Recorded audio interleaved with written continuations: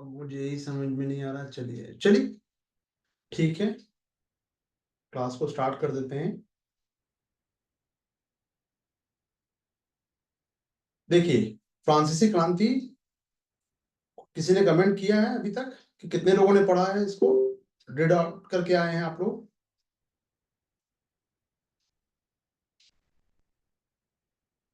किसी का कोई कमेंट नहीं? गौरवशाली जी बस एक। Very good. चलिए, पीवाईक्यूज देख लिया आप लोगों ने इसके? चलिए, पढ़ा नहीं है तो कम से कम एटलीस्ट पीवाईक्यू तो देखा ही होगा। मोहित कुमार जी, ग्लिच कर रहा होगा तो बताइएगा मुझे।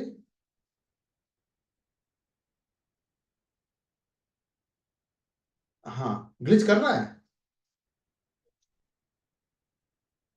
चलिए, नहीं तो इसको आईपैड में नहीं, हम क्लास नहीं ले पाएंगे क्योंकि अभी इंटरनेट का कनेक्शन ही स्लो है। तो ये फोन से चल रहा है, ठीक है। चलिए,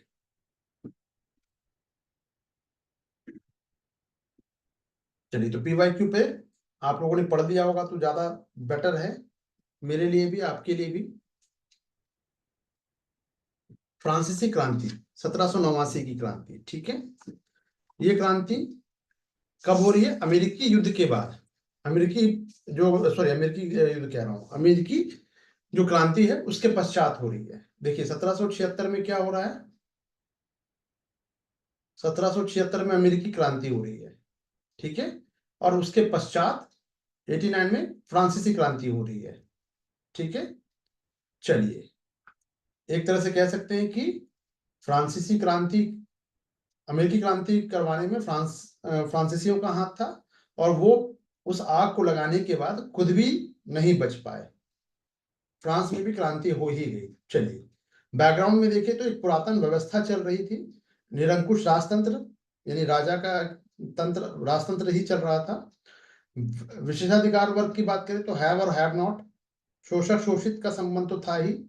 यानी कुल मिला के किसी भी क्रांति, जैसे कि मैंने पहले भी कई बार आप लोगों को बताया है, क्रांति अर्थात एक लंबे समय से चली आ रही जो व्यवस्था है उसमें आमूलचूल परिवर्तन, रेडिकल चेंजेस, रेडिकल चेंजेस, ठीक है। तो क्रांति के कारणों में अगर हम बात करें तो उसके पीछे की कुछ वजूहात रही होंगी, कारण रहे होंगे, वहां की जो परिस्थितियां थी। जैसे कि राजतंत्र है तो निरंकुश राजतंत्र है, ठीक है। तो राजनीतिक कारण में वित्तीय जो बोझ बढ़ रहा है, बार बार अमेरिकी क्रांति में सहयोग किया गया, युद्ध लड़ा गया, सप्तवर्षीय युद्ध लड़ा गया, फ्रांस का खजाना खाली हो गया, और उस खजाने को भरने के लिए फिर से एक नया टैक्स इंपोज कर दिया गया। सामाजिक कारण में अगर हम देखें तो वर्ग संघर्ष चल ही रहा था, ठीक है। आर्थिक कारण में शोषण है, इन टैक्सेशन है, और बौद्धिक वर्ग ने इन दोषों को उजागर किया। ध्यान दीजिएगा, बौद्धिक वर्ग जो है, इंटेलेक्चुअल क्लास जो है, वो क्रांति को पोषित तो करेगा बट स्वयं क्रांति में भाग नहीं लेगा, वो पर्दे के पीछे रहेगा हमेशा, कहीं भी, ठीक है। जैसे राजा राम मोहन रॉय, क्या उन्होंने वाकई में क्रांति की है? नहीं, लेकिन पर्दे के पीछे रहे और उन्होंने क्रांति की एक पूरी श्रृंखला को, लोगों को आधुनिक भारत का पिता क्यों कहा जा रहा है कि लोग चेतना फिर से रिवाइव किया उन्होंने, है ना। उसी तरह से किसी भी देश में, किसी भी देश में इंटेलेक्चुअल का काम ही यही होता है, ठीक है। अच्छा, अब एक सवाल उठता है कि भाई इसी तरह की वजूहात जो है, कारण जो है, ये हमें और भी यूरोप के अन्य स्थानों में भी देखने को मिलती है। लेकिन क्रांति जो है वो क्योंकि किसान तो, किसान हो, सामंत हो, राजा हो, ये अन्य यूरोपीय राज्यों में भी है, बट क्रांति फ्रांस में हो रही है। तो किसानों की स्थिति क्या थी? बहुत दयनीय थी। मध्य वर्ग वहां पे मौजूद था, ठीक है। सामंत और कुलीन वर्ग भी है, राजतंत्र का शासन है, और अमेरिकी क्रांति का प्रभाव पड़ रहा है इस पे। तो कुल मिला के आप उस तात्कालीन समय में तमाम तरह की परिस्थितियां मौजूद थी अन्य यूरोपीय राज्यों में भी, बट इसके बावजूद फ्रांस में ही क्रांति हो रही है, क्योंकि 1776 में जो अमेरिकी क्रांति में सहयोग करने के लिए जो लोग गए, उस नई विचारधारा से वो भी बच ना सके। ठीक है, कमेंट करके बताते रहिएगा, अगर किसी को कोई दिक्कत आ रही होगी तो भी बताइएगा। ठीक है, तो क्रांति का के कारण क्या है, एक एक करके हम देखेंगे डिटेल में, है ना। तो क्या क्रांति एक दिन में हो गई? नहीं, इसके कुछ चरण थे, 4 चरणों में इसको माना जा सकता है। पहले चरण में 1789 से 1792, दूसरे चरण जो है 1792 से 94, तीसरा चरण इसका 1794 से 99, और चतुर्थ चरण जो है 1799 से 1814। पहले चरण में क्या हुआ है, यानी एकाएक राजा को का पद, राजपद को समाप्त कर दिया गया, ऐसा नहीं था। संवैधानिक राजतंत्र का चरण है ये, यानी कि राजा अब शासन चलाएगा तो संविधान एक बना दिया गया, अब संविधान के अनुसार ही शासन को चलाया जाएगा, राजा अब संविधान के नीचे है। दूसरा चरण जो है क्रांति का, उग्र गणतंत्र का चरण है। अब लोग जागरूक हो चुके हैं और अपने हक के लिए वो क्रांति कर रहे हैं, हिंसा पे उतारू हैं। उस हिंसा के बाद अब एक दौर आएगा, आपको देखिए, ये जो दौर की बात कर रहा हूं, ये आप 1857 की क्रांति में देख सकते हैं। तमाम तरह की क्रांति, औद्योगिक क्रांति को छोड़ दिया जाए, हालांकि चरण वहां भी है, लेकिन उस औद्योगिक क्रांति चूंकि उद्योग से संबंधित क्रांति है, ठीक है, उत्पादन की का जो पैटर्न है उसमें चेंजेस को कहा गया है, तो उसको छोड़ के बाकी अमेरिकी क्रांति, फ्रांसीसी क्रांति, रशियन क्रांति, सब में आपको कुछ चरणों को या उसके जो प्रोसेस है वो कुछ चरणों में ही पूरी होगी। ठीक है, तो तीसरे चरण में क्रांतिकारी की या फिर हिंसा के बाद अब एक ठहराव का दौर आएगा, उदारवाद गणतंत्र का दौर। अगर हम अपने स्वतंत्रता संग्राम की बात करें तो वहां भी आपको क्या देखने को मिलेगा भाई, कांग्रेस की स्थापना हो रही है, पहले 1857 की क्रांति हो गई, क्रांति के बाद फिर कांग्रेस का गठन हो गया, कांग्रेस के गठन के बाद फिर उदारवादी चरण है, फिर क्रांतिकारी उग्रवादी चरण है विचारधारा में, फिर अलग से क्रांतिकारी है, फिर गांधी जी का काल आ गया, और ये सब कुछ पैरेलल चल रहा है। कुछ याद आएगा, कुछ सिमिलर आप कर पा रहे होंगे। चलिए, चौथे चरण में नेपोलियन आता है। नेपोलियन उसी क्रांति से जन्मा था, लेकिन उसने क्रांति के आदर्शों को पलट दिया और स्वयं को साम्राज्यवादी तानाशाही का ये काल कहा जा सकता है। इसको हम डिटेल में देखेंगे, नेपोलियन एक बड़ा चैप्टर है हमारा।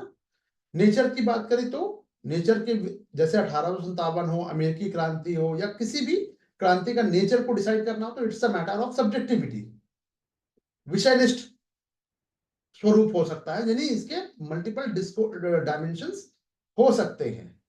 तो कोई विचारधारा कहेगी कि मध्यवर्गीय स्वरूप था, कोई कहेगा विश्व क्रांति के रूप में, कोई कहेगा सुनियोजित नहीं, कुछ इसी तरह की बातें आपको 1857 की क्रांति में देखने को मिलेगी।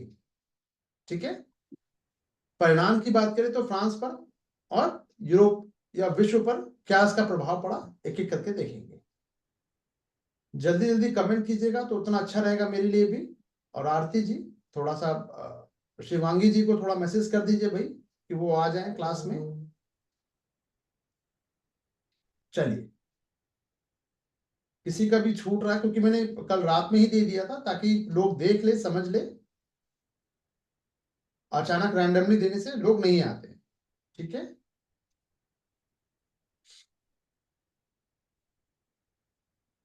चलिए, तो यूरोप की बात करें, सबसे पहले देखिए, जो बातें मैंने आपको लेमैन टर्म्स में समझाई, बट लेमैन टर्म्स में आप लिख नहीं सकते, प्रॉब्लम ये है। ठीक है, तो सबसे पहले हम बात करेंगे पृष्ठभूमि की, इसके जितने भी पॉइंट्स है देख लीजिए, इसी की चर्चा करनी है, फिर क्रांति के कारणों पर ऐसे ही हम डिटेल में, ये जो मैंने एक समअप, एक रफली आइडिया दिया आपको, कंपैरिजन करके दिखा दिया लेमैन टर्म्स में। अब आइए जो लिखने लायक बातें हैं। यूरोप में पुरातन व्यवस्था मौजूद है। पुरातन व्यवस्था का मतलब क्या है, क्या समझे, तो निरंकुश राजतंत्र है, और राजा चूंकि सेंट्रलाइज्ड है, राजा जो है वो सेंट्रलाइज है, तो अपने कारिंदों के माध्यम से ही वो शासन चलाएगा। तो सामंत और कुलीन जो है उनके माध्यम से शासन चलाएगा। ठीक है, पुरानी परंपरा, बिल्कुल पुरानी परंपरा क्या है, राजा है, राजा के नीचे 4 विशु पांडे जो है, इनके पास एक शॉप है, उसके नीचे 4 अपने जो सहयोगी हैं, मैं नौकर तो नहीं कहूंगा, सहयोगी हैं, इनके नीचे काम करने वाले लोग, उनकी सहायता से ये अपना शॉप चला रहे हैं। सेम उसी तरह से देश भी चलता है। खाली मोदी तो है नहीं, मोदी जी है ना, और भी मिनिस्टर्स हैं।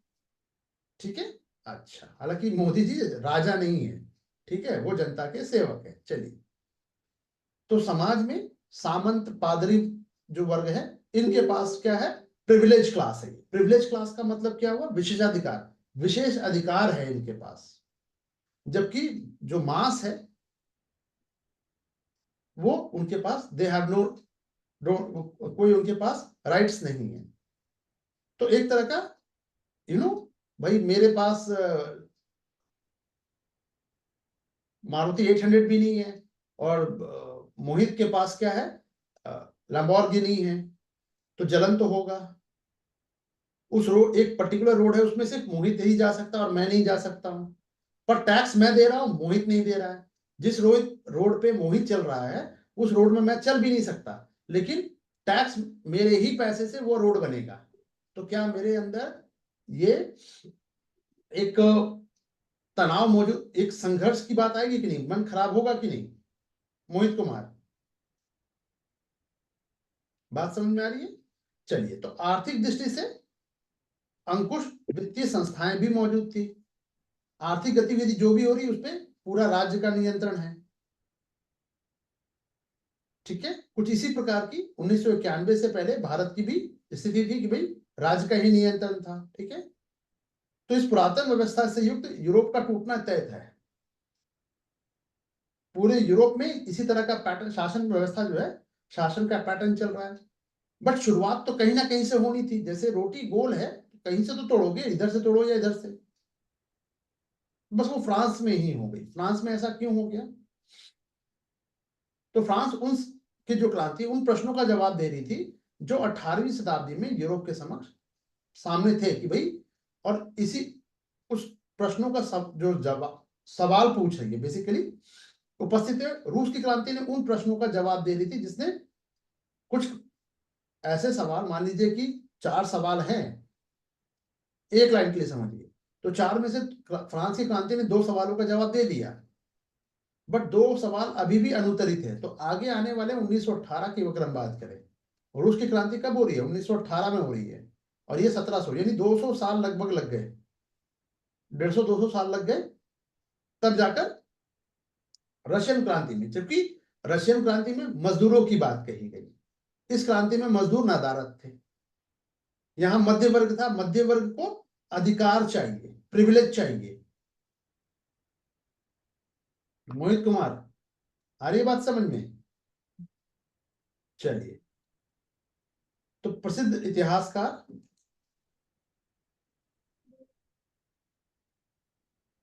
डेविड थॉमसन, देखिए मैंने इस तरह के जो इतिहासकार है वर्ल्ड हिस्ट्री में, केवल और केवल वर्ल्ड हिस्ट्री में लिखिएगा। मैं फिर से रिपीट कर दे रहा हूं, केवल और इतिहासकार के नाम एंशियंट में लिखा जा सकता है, मिडिएवल में भी लिखा जा सकता है, मॉडर्न में लिखने से बचिएगा, लेकिन वर्ल्ड हिस्ट्री में लिखना जरूरी है। एंशियंट लिख लीजिए अलग से, एंशियंट प्राचीन भारत, मध्यकालीन भारत, और विश्व इतिहास। ऑप्शनल में इतिहासकार के नाम होने चाहिए, अगर नहीं लिख रहे हो मार्क्स कटेगा। ऐसा क्यों है? और ये बहुत ज्यादा नाम नहीं लिखने हैं आपको कि भाई बहुत सारे नाम, नहीं नहीं, कुछ नहीं नाम लिखने हैं। यानी कि यहां तो आप मान के चलो कि फैक्चुअल में अगर आप 2% की बात करें तो 2% में ही काम चल जाएगा आपका। ठीक है, तो प्रसिद्ध इतिहासकार डेविड थॉमसन कहते हैं कि युद्ध की तरह क्रांति इसलिए नहीं होती, यानी कि कुछ लोग चाहते हैं, जैसे भाई आपके पास अभिषेक गौतम के पास सेना है, एक लंबी आर्मी है, तो वो रात के 2 बजे चाहेंगे तो लड़ाई हो जाएगी, यानी कुछ लोग चाह रहे हैं तो हो जाएगी। ठीक है, जबकि क्रांति इसलिए होती है कि लोग कुछ ऐसी चीज चाहते हैं जो स्वाभाविक रूप से क्रांति की ओर ले जाती है। यानी लंबी चौड़ी जो, जैसे कि अगर हम बात करें, ये बहुत अच्छा उदाहरण नहीं है, ठीक है, लेकिन क्योंकि मैं दोनों ही उदाहरण मेरे दृष्टिकोण से अपर्याप्त है या फिर बहुत वैलिड नहीं है, लेकिन क्योंकि उस क्रांति से कुछ नया तो निकल के आया, लेकिन भारतीय संदर्भ में बात कर रहा हूं, इंडियन पॉलिटिक्स में बात करें तो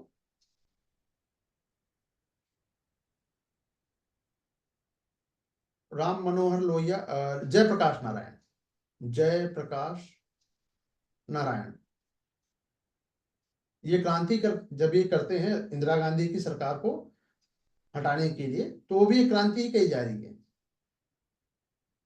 और 2010 में एक और क्रांति हो गई, अन्ना हजारे वाला।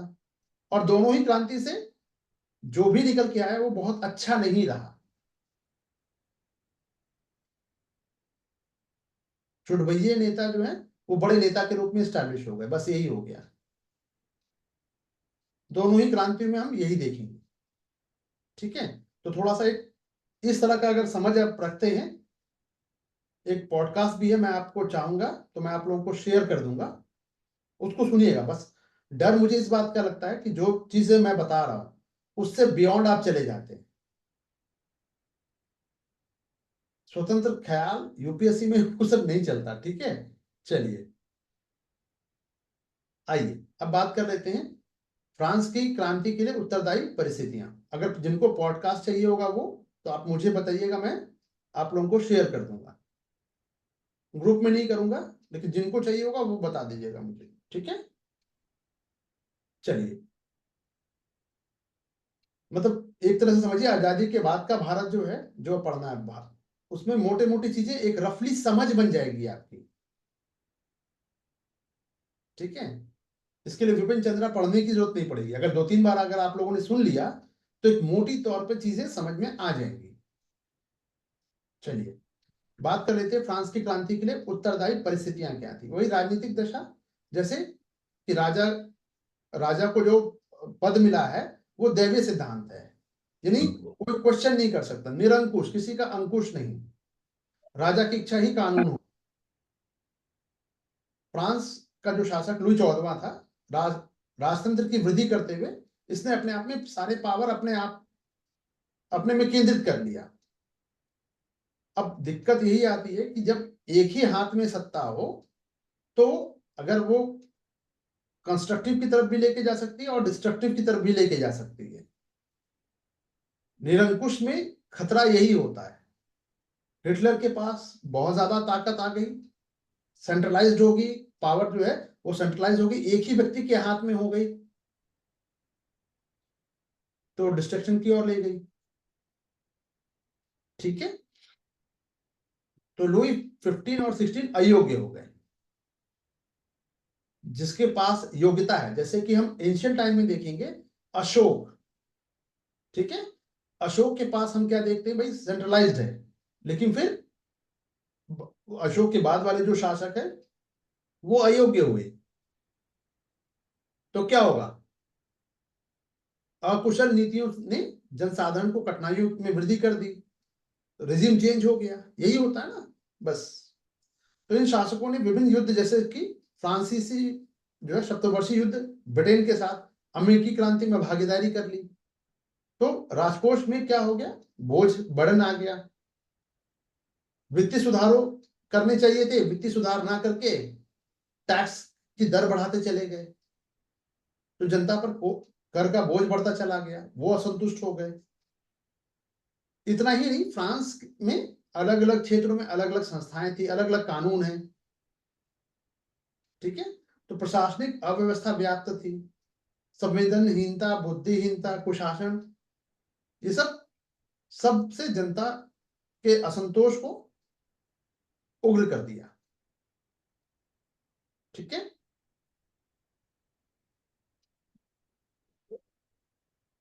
सामाजिक दशा की बात करें राजनीतिक दशा कैसी थी फ्रांस की, ये हमने देख लिया। अच्छा, एक चीज और कर सकते हैं आप लोग, एक हाँ कोई क्या है, निरंक क्या है, क्या लिख रहे हैं, मुझे आपकी इंग्लिश और हिंदी दोनों समझ में नहीं आ रही है। अशासन या कुशासन, लास्ट लाइन का मतलब संवेदनहीनता। अच्छा, आप इसकी बात कर रहे हैं, संवेदनहीनता। अच्छा, निरंकुश की बात करें, निरंकुश का मतलब होता है किसी का अंकुश नहीं होना, यानी किसी का उस पर कंट्रोल नहीं होना। कुशासन का मतलब हुआ शासन, जैसे कि नियम कानून बनाए गए हैं लेकिन उस नियम कानून को कोई मानने वाला नहीं है, तो शासन बहुत बुरी तरीके से चलाया जा रहा है, तो कुशासन हो गया। यानी हर जगह भ्रष्टाचार अगर हो, आपके थाने में सुनवाई ना हो, आपको रोड पे चलने ना दिया जाए, कोई भी पीट दे तो उसकी सुनवाई ना हो, आपके घर में डकैती हो जाए, ठीक है, आप उस चोट को लेकर हॉस्पिटल जाए, वहां पे आपकी आपकी नहीं, मतलब सभी लोगों की, मास लेवल की बात कर रहा हूं, पर्टिकुलर की नहीं, उनको प्रॉपर ट्रीटमेंट ना मिले, तो क्या है, जंगल राज, कुशासन। ये बात समझ में आई? चलिए, हाँ, तो आप ये कर सकते हैं, एक इंपॉर्टेंट ये, आप इसको 30 वर्ड्स में लिखने की कोशिश कीजिएगा आज। हर इस प्रत्येक जो स्लाइड है, इसको आप 30 वर्ड में लिखने की क्षमता है कि नहीं, आप वो देख लीजिए।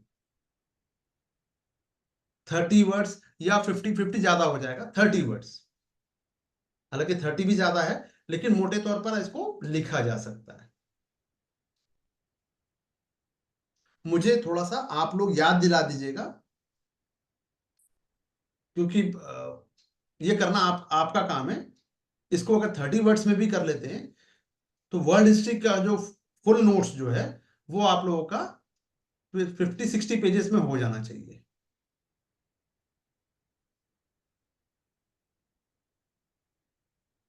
और जब ये हो गया तो एग्जामिनेशन हॉल में ये बिल्कुल एज इट इज आप लिख पाओगे। फिर मैं बार बार कह रहा हूं, इसका मतलब ये कतई नहीं है, मैं फिर कह रहा हूं, पहले आपको बड़े से छोटे की तरफ जाना है, यानी पहले आपको डिटेल में पढ़ना ही पड़ेगा। अभिषेक गौतम जी, लोग क्या करते हैं, ये पढ़ने लगते हैं, तो सिलेक्शन इसीलिए नहीं हो पाता है। जैसे कि आजकल आप लोग देखते हैं ना, बहुत सारे प्रवक्ता हैं, राजनीतिक प्रवक्ता या छुड़भैया नेता, बहुत बहुत सम्मान, बहुत बहुत आभार, ये ग्रामेटिकल ही गलत है, मतलब ये देखने से लगता है कि लोग पढ़े लिखे नहीं है। यहाँ पे बहुत सारे टीचर भी हम मुझे यूट्यूब में देखने को मिलते हैं, बहुत बहुत आभार, आभार का मतलब ही धन्यवाद होता है, बहुत बहुत धन्यवाद क्या होता है, कुछ भी, अनेकों जैसे शब्द का इस्तेमाल, अनेक शब्द होता है भाई, अनेक का अनेकों कब से होने लगा, ठीक है। तो 30 वर्ड्स में अगर आप इसको प्रत्येक स्लाइड को लिख लीजिएगा, कुछ वर्ड के मीनिंग, जैसे कि कुशासन, मोहित जी को समझ में नहीं आया तो कुशासन समझ लिया। तो जब तक आप जो गुलाबशाह रवि जी का एक सवाल था कि आंसर लिखते वक्त आप लोगों को वोकैब की प्रॉब्लम आ रही है, तो वो इसीलिए आ रही है कि इंटीग्रेटेड अभी तक आपने इनकलकेट नहीं किया है, इनकॉर्पोरेट अपने साथ नहीं किया है उस वर्ड को, इसीलिए डिटैचमेंट जो है वो आप बहुत महसूस कर रहे हैं। रोजमर्रा की जिंदगी में आप लोग उसको लेके नहीं आ पाए हैं, प्रॉब्लम यहां है, ठीक है। तो 30 वर्ड्स में अगर अगर मैं कहूं कि 30 वर्ड्स में पूरी फ्रांस की क्रांति लिख दीजिए, तो ये भी कला आपको आनी चाहिए। अगर ये कला डेवलप कर लेते हैं तो फ्रांस की क्रांति के लिए ये टॉपिक है, तो आप 25 वर्ड्स, 50 वर्ड्स में, 30 वर्ड्स में आप कैपेबल हैं इंट्रो करने की। यानी जब तक पूरी समझ नहीं होगी किसी टॉपिक की, आप उसका इंट्रो नहीं लिख सकते। क्लियर? गुलाब शाह जी अभी क्लास के लास्ट में डाउट सेशन जो होगा उसमें आप मुझे ये बता देना कि how to write a intro. ठीक है, ये सवाल फिर से पूछ लेना, नहीं मैं भूल जाऊंगा। चलो, और ध्यान से सुनिएगा, उसको उस पर काम कीजिएगा। 30 वर्ड्स में ये भी लिखिए, कोशिश कीजिए। और ये थोड़ा सा ध्यान दीजिएगा, तो 30 वर्ड्स भी ज्यादा है, मैं कह रहा हूं इससे कम में हो जाएगा। अगर आपने सिर्फ, मैं जो यहाँ पर टिक कर रहा हूँ ना, थोड़ा सा अंडरलाइन टिक, कुछ समझाने की कोशिश कर, आप उसी वर्ड को एक लाइन में लिखने की कोशिश कीजिए। ठीक है, सामाजिक दशा, समाज कैसा है, वर्ग विभाजित है और विषमता मूलक है, जो विशेषाधिकार और अधिकार विहीन, दो पूरी क्लास में बटा हुआ है कि एक के पास हैव है, दूसरा के पास हैव नॉट है, तो क्लैशेस होना जरूरी है। फिर इस पहले क्लास में अधिकार, विशेषाधिकार वाला जो वर्ग है, इसमें शामिल कौन है, प्रथम स्टेट उसको कहा गया, और द्वितीय स्टेट में सामंत और कुलीन है, और जो आम जनता है वो थर्ड स्टेट है वो। और ये जो दो क्लास है जिनके पास पैसा है, आकुत संपत्ति है, ये टैक्स नहीं दे रहे, बट सारा टैक्स का जिम्मेदारी किसके पर है, थर्ड स्टेट पर। चर्च के पास भूमि है, पादरी के को इनसे आय प्राप्त हो रही है, टिथ नामक किसानों पर कर भी लगा रहे हैं ये, तो उससे भी उगाही हो जा रही है। सामंत और भूस्वामी भी वर्ग भी थे, वो जो किसानों पर टैक्स लगा रहे हैं। जितने भी हाईली जो बड़े पोस्ट थे, पद थे, प्रशासनिक पद, न्यायिक पद, सैन्य अधिकारियों के पद, सब कुलीनों के। कुलीन का मतलब बड़े बड़े राजवंश के जो राजकुमार काइंड ऑफ, उनकी नियुक्ति हो रही है। तो आप योग्यता को कहीं प्रिवेल ही नहीं कर रहा हो। ठीक है, तो सामाजिक विसंगतियां, विसंगतियां का मतलब क्या है, विसंगति का मतलब इन एप्रोप्रिएट। ठीक है, तो पादरी वर्ग भी उच्च वर्ग और निम्न वर्ग में बटा हुआ है। क्या सारे पादरी नहीं, गांव के पादरी में, और एक कहते हैं ना कि भाई आपके गांव में एक पंडित है और एक पुजारी है, और एक उज्जैन के महाकाल मंदिर में पुजारी है, क्या दोनों की का स्टेटस सेम होगा, जवाब है नहीं। एक दिल्ली के शाही इमाम का मौलाना है, और एक किसी गांव में एक छोटे से मस्जिद में एक मौलाना है, क्या दोनों की स्थिति सेम होने वाली है, बिल्कुल नहीं, जमीन आसमान का फर्क होगा। ठीक है, तो वस्तुतः जो उच्च पादरी वर्ग है वो करों को प्राप्त करके धार्मिक दान को स्वीकार कर रहा है, एकदम लाविश लाइफ जी रहा है, जबकि निम्न पादरी की स्थिति क्या है, जनसाधन के समान है कि वो भी चलो यार गुजर बसर कर रहे हैं। ठीक है, तो इसीलिए क्रांति जो हुई, तो क्रांति का इन्होंने समर्थन, यानी निम्न पादरी वर्ग जो है, यानी जो छोटे चर्च के जो पादरी थे, उन्होंने तो सपोर्ट ही किया क्रांति का। ठीक है,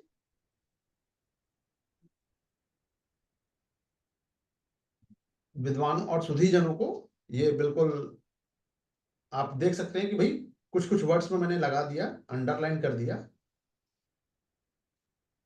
तो ये 30 वर्ड से भी कम है, और ये पूरी एक समअप है। ये काम कर लिया, एग्जामिनेशन हॉल तक आप इसको लेके जा पाएंगे।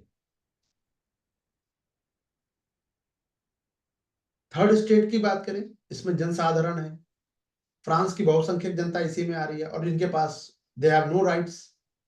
ठीक है, तो फार्मर हो गए, लेबर हो गया, लेबर क्लास हो गया, मिडिल क्लास हो गया। इसमें कौन कौन आएंगे, लेखक है, वकील है, लॉयर है, राइटर है, टीचर है, ठीक है, ट्रेडर है, बिजनेसमैन है। ठीक है, ट्रेडर नहीं कहूंगा, बिजनेसमैन कह लीजिए। तो मध्य वर्ग के पास क्या है, मध्य वर्ग के पास में पैसा तो है, लेकिन प्रिविलेज नहीं है, उस रोड में फिर भी नहीं चल सकता। बात समझ रहे हैं, और ये मिडिल क्लास को ही आईएएस बनने का भूत सवार होता है। कभी देखा है अडानी अंबानी जब बड़े बड़े बिजनेसमैन के बच्चे को आते हुए, एक भी बच्चे को देखा हो तो बताइएगा। ठीक है, तो उनको पावर ग्रैब करना है। ठीक है, पावर चाहिए, तो आर्थिक दृष्टि से संपन्न है, लेकिन सामाजिक दशा से असंतुष्ट है, क्योंकि उनके पास पावर नहीं, दे हैव नो पावर। तो यह वर्ग व्यापार वाणिज्य में एक्टिव तो है, और फ्रांसीसी जो उपनिवेश, जो फ्रांस ने अपने उपनिवेश, जैसे ब्रिटेन ने अपने अपने भारत में उपनिवेश कायम करके, तो कुछ उपनिवेश, छोटा सा भाग जो है भारत में फ्रांसीसियों का भी है, ठीक है। तो उनके माध्यम से ये धन तो कमा रहे हैं, यानी ऋण प्रदान करके ब्याज वसूल रहे हैं, ठीक है, यानी पैसा इनके पास है। तो ये भी चाहते हैं कि विशेषाधिकारों की समाप्ति हो जाए और सामाजिक समानता की चाहत रख रहे हैं। अब देखिए, ध्यान से समझिएगा, या तो हम आईएएस बन जाए या कोई आईएएस ना, आईएएस का पद ही समाप्त हो जाए, कुछ इस तरह की बात है, ठीक है। तो यह एक समान आर्थिक प्रशासनिक नीति की चाहत रख रहा है, जिसमें कोई भी प्रशासनिक पदों पर नियुक्ति में समानता चाह रहा है, यानी कि भाई कल मैं भी योग्य हूं, मुझे भी मौका मिल जाए, ठीक है। तो इसलिए इन्होंने क्रांति का नेतृत्व किया, यानी कि कुल मिला के क्या निकल के आ रहा है, मध्य वर्ग को क्या चाहिए, विशेषाधिकार की वो लालसा रखता है। इसी संदर्भ में इसीलिए कहा गया है कि फ्रांस की क्रांति स्वतंत्रता के लिए कभी नहीं थी, बल्कि समानता के लिए हुई थी। ये इन्वर्टेड कॉमा, ये स्टेटमेंट आपको 150 वर्ड्स में आएगा लिखने को, please take note of that, okay. चलिए अब बात कर लेते हैं फ्रांस में आर्थिक रूप से, सामाजिक, राजनीतिक रूप से बहुत सारे जो पैराडॉक्स जो थे और जो तनाव है मौजूद थे। अरे भाई, कोई शिवांगी जी को भी मैसेज कर दें। चलिए, तो जो विरोधाभास है, विरोधाभास का मतलब क्या होता है, यानी मध्य वर्ग आर्थिक रूप से संपन्न है, चाहता है कि वे प्रशासनिक पदों पर नियुक्ति मिले, समाज में सम्मान स्थापित करे, सम्मानित स्थान प्राप्त करे, मुझे भी लोग वीआईपी ट्रीटमेंट दे, है ना।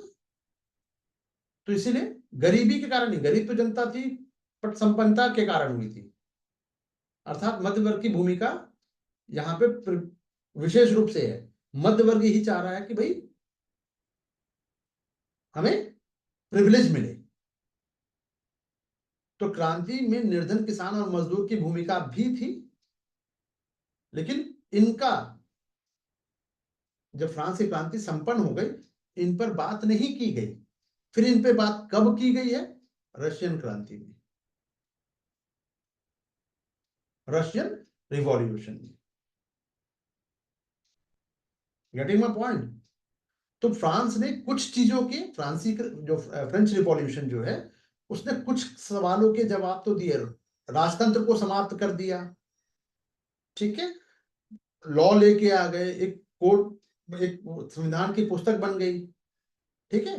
लेकिन योग्यता को सराहा गया कि चलो योग्यता, जो जिसके अंदर योग्यता होगी वो आगे बढ़ेगा, ठीक है।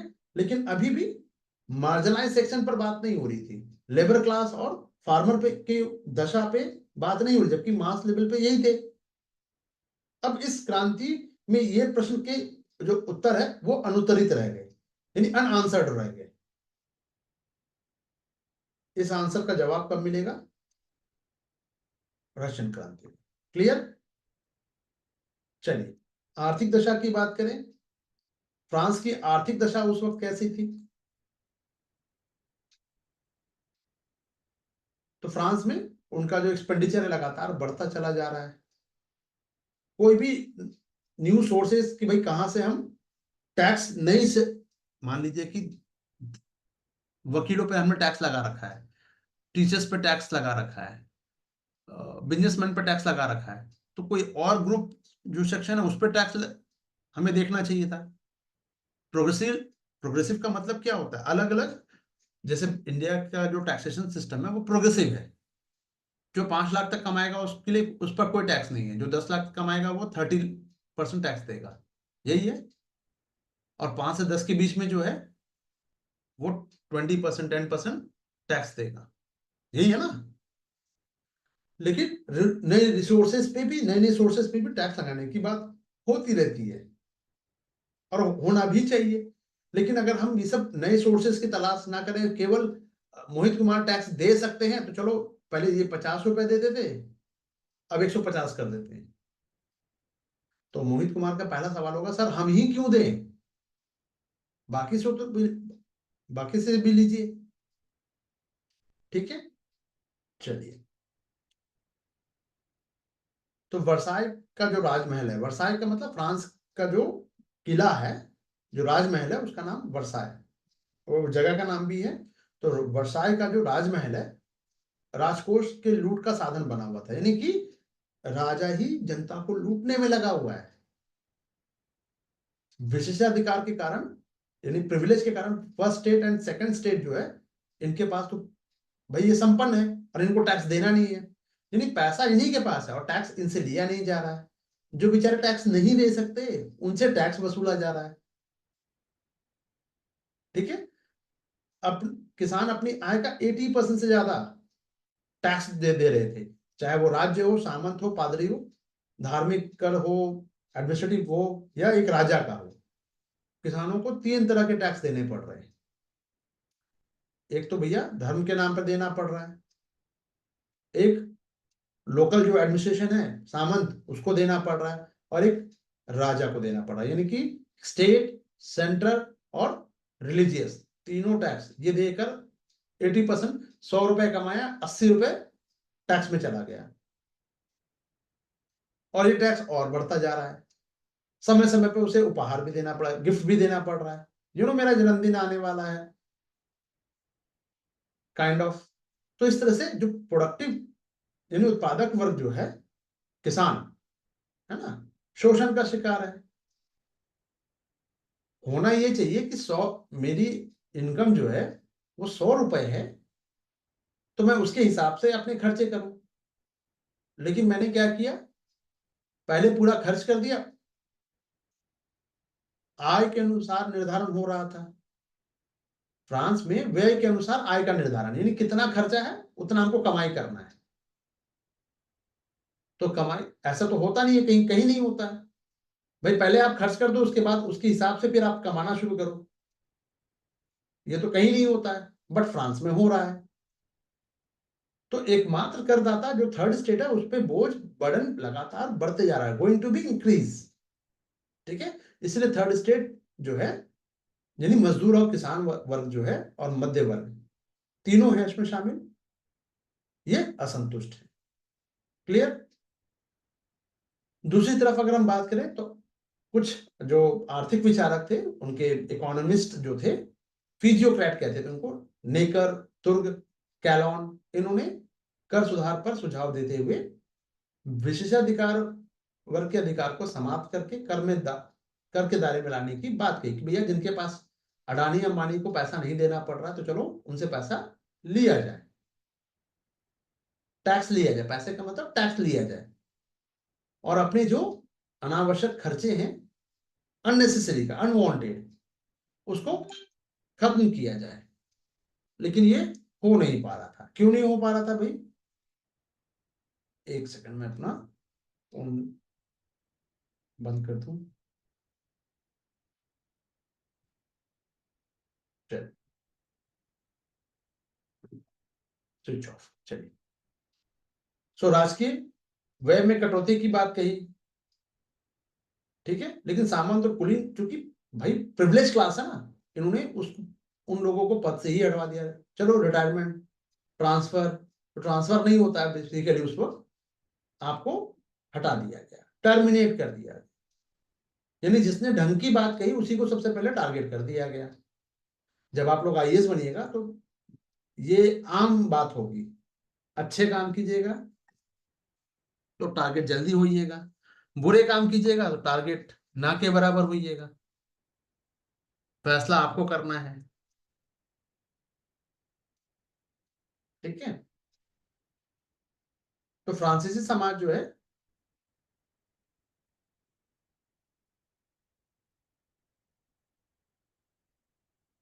का समाज का जो ढांचा है वो सामंती है। सामंती मतलब कि राजा के बाद सिर्फ राजा का बेटा राजा नहीं होगा, सामंत का बेटा भी सामंत ही होगा। लेकिन आर्थिक शक्ति मध्य वर्ग के हाथों में थी, और वो चाह रहा है कि भाई सोसाइटी में चेंजेस आ जाए, और जहां पे चेंजेस की बात होगी, क्रांति तो वही होगी ना। तो ये जो विसंगति है, फ्रांस की जो आर्थिक जीवन की एक बड़ी बड़ी बहुत बड़ी समस्या थी, और ये क्रांति का कारण बनती है।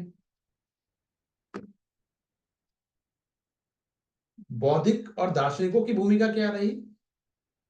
तो पहले ये समझिए कि दार्शनिकों ने कहा क्या। हम अगर ये कहें, मान लीजिए कह देते कि क्रांति में भाग लिया दार्शनिकों ने, अच्छा क्या कहा भैया, कैसे भाग लिया? तो जाहिर सी बात है कि भाग नहीं लिया, बल्कि क्रांति के आदर्शों को, मतलब लोगों को अवेयर किया, जो सोए हुए हैं उनको जागृत करने का प्रयास किया। 18वीं सदी में हम क्या देखते हैं? अच्छा, 18वीं सदी क्यों कह रहा हूं, अब ये बताने का कोई मतलब तो है नहीं 18वीं सदी क्यों है। अरे 1789 मतलब 18वीं सदी हुआ ना भाई।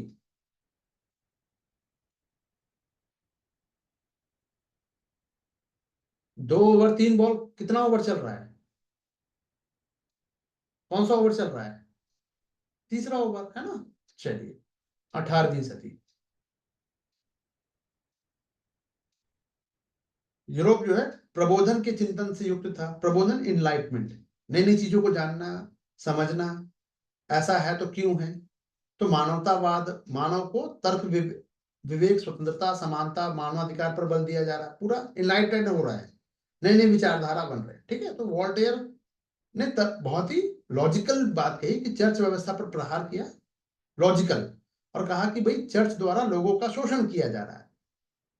जब ये मुक्ति पत्र बांट रहे हैं पादरी कि भैया आप कोई भी पाप करो, हमको पैसा दे दो, हम एक सर्टिफिकेट इशू करेंगे, मरने के बाद आपको सीधा स्वर्ग की प्राप्ति होने वाली है। Very good. इसी क्रम में वॉल्टेयर ने कहा कि एक ही ईसाई बचा था जिसको सूली पर चढ़ा दिया गया। तो निरंकुश राजतंत्र पर चोट करते हुए इंग्लैंड के संवैधानिक राजतंत्र का समर्थन किया गया। संवैधानिक का मतलब कि राजा तो हो, लेकिन संविधान के अनुसार कार्य करे। संविधान का मतलब क्या? एक डॉक्यूमेंटेड होना चाहिए, लिखित होना चाहिए, और उसी का, उसको फॉलो राजा को भी करना होगा। तो अब राजा पे बंधन आ चुका है, निरंकुश नहीं हो गया, बल्कि अब उस पर अंकुश आ गया। उसी तरह से मॉन्टेस्क्यू क्या कहते हैं? इन्होंने मानव स्वतंत्रता पर बल देकर निरंकुश राजतंत्र की आलोचना की और मानवाधिकार के लिए शक्ति के पृथक्करण का सिद्धांत प्रस्तुत किया। किसने दिया? मॉन्टेस्क्यू ने। शक्ति का पृथक्करण का मतलब क्या है? Legislative, executive and judiciary. एक संस्था कानून का निर्माण करेगी, एक संस्था कानून को, उस कानून का क्रियान्वयन करेगी, और जुडिशरी का काम देखना होगा न्यूट्रल होकर कि संविधान के अनुसार कार्य किया जा रहा है कि। तो जब ये कहा जाता है पॉलिटिकली रूप से, तो वो इनकरेक्ट है कि कोई व्यक्ति तानाशाह है तो तानाशाह नहीं हो सकता, क्योंकि आप उसको सिर्फ एक वर्ड बोलिए, पावर ऑफ सेपरेशन। क्या कहिएगा? शक्ति का पृथक्करण सिद्धांत हमारे देश में मौजूद है। एक संस्था कानून बनाती है, दूसरा उसको एग्जीक्यूट करती है, और जुडिशरी अगर यह पाती है कि संविधान के अनुसार वह नियम कानून नहीं बनाए गए हैं, तो उसको नल एंड अवॉइड किया जा सकता है। क्लियर? चलिए, तो रूसो ने असमानता पे चोट की, स्वतंत्रता और समानता पर और बंधुत्व पर बल दिया। अब ये सब विचार राजा, भाई राजा के सामने क्या है? कोई स्वतंत्र होने की बात कर सकता है, इक्वालिटी की बात कर सकता है? नहीं, बात होगी तो सिर्फ बंधुत्व पे। रूसो कहते हैं मानव जन्म से अच्छा है, सभ्यता और संस्थाओं ने उसका पतन कर दिया और प्राकृतिक अधिकारों से वंचित कर दिया। इसका मतलब क्या है? तात्पर्य, अगर मनुष्य को, अगर अपने आप को फिर से रिवाइव करना है, तो उसे प्राकृतिक अवस्था में ही लौटना होगा, जहां पे कोई इनइक्वालिटी नहीं थी। यानी जब कोई संस्था बनाई जाती, इनइक्वालिटी कैसे आती है पहले समझिए। अगर मैं अमेरिका जाना चाहूं, तो सबसे पहले मुझे बॉर्डर क्रॉस करना पड़ेगा। बॉर्डर क्रॉस के लिए मुझे अलाउ परमिशन चाहिए, पहले समझिएगा, ठीक है। एक सिविलाइजेशन दूसरे सिविलाइजेशन से कमतर, मतलब कमतर कह रहा हूं, उसकी अपनी अपनी कह सकते हैं कि भाई कई बार समय का ही समय का बहुत ज्यादा फासला हो गया सभ्यता में, और संस्थाओं ने उसका पतन कर दिया। मतलब आपकी सभ्यता में, आपकी संस्कृति में बहुत सारी चीजें करना अलाउड होगा, दूसरी सभ्यता संस्कृति में नहीं होगा। ये करना है और वो नहीं करना है, इस पे बात करनी चाहिए, उस पे बात नहीं करनी चाहिए, तो हर तरह के बंधन इम्पोज कर दिए गए। लेकिन मानव जन्म से अच्छा, मतलब एक छोटा सा बेबी जो न्यू बॉर्न बेबी है, उसे उसके सामने शेर आ जाए तो शेर से खेलने लगेगा, वो डरेगा नहीं। तो ये डर भी इम्पोज कौन कर रहा है? हमारी सोसाइटी। इसी संदर्भ में रूसो कहते हैं कि मनुष्य स्वतंत्र पैदा हुआ है, लेकिन हर जगह वो जंजीरों में ही जकड़ा हुआ है। तो कभी वो टैक्स के, आप पैसा कमाइए तो टैक्स, जिस राज्य में रह रहे हैं, जिस स्टेट में रह रहे हैं, वहां का कानून आपको ऑटोमेटिक मिल जाएगा। जैसे भारत में अगर हम बात करें, कोई नवजात शिशु जो है, जिसका न्यू बॉर्न बेबी है, ऑटोमेटिक वो इंडियन हो जाता है।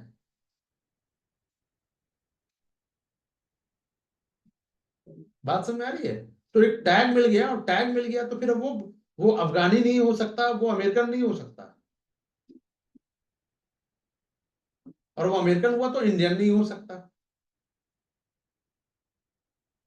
पासपोर्ट के साथ ही जा सकता है, वो वैलिड पासपोर्ट होना चाहिए, नहीं तो इलीगल इमिग्रेंट कहलाएगा।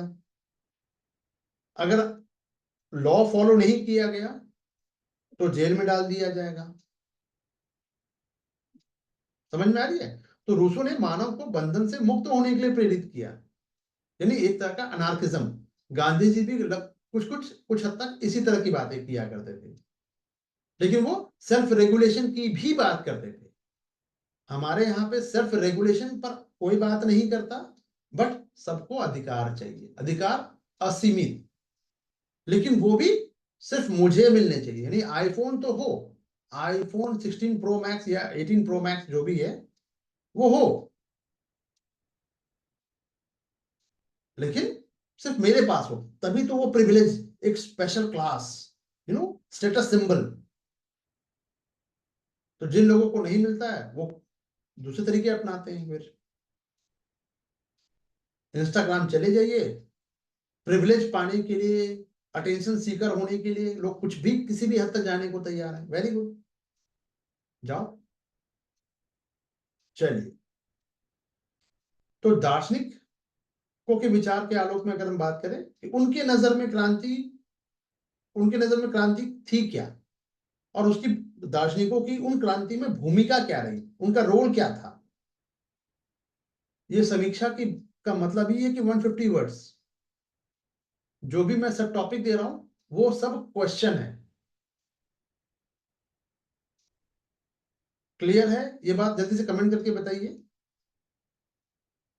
जल्दी से, मैंने comment box, chat box open कर दिया है, जल्दी बताइए सबको समझ में आ रही है चीजें। जैसे कि ये देखिए, बौद्धिक या दार्शनिक वर्ग की भूमिका किसमें? फ्रांस की क्रांति में, ये भी एक क्वेश्चन हो गया। आर्थिक दशा क्या थी? ये भी एक क्वेश्चन है। सामाजिक दशा क्या थी? ये भी एक क्वेश्चन है। फ्रांस की क्रांति के लिए उत्तरदायी परिस्थितियां, ये भी अपने आप में एक क्वेश्चन है।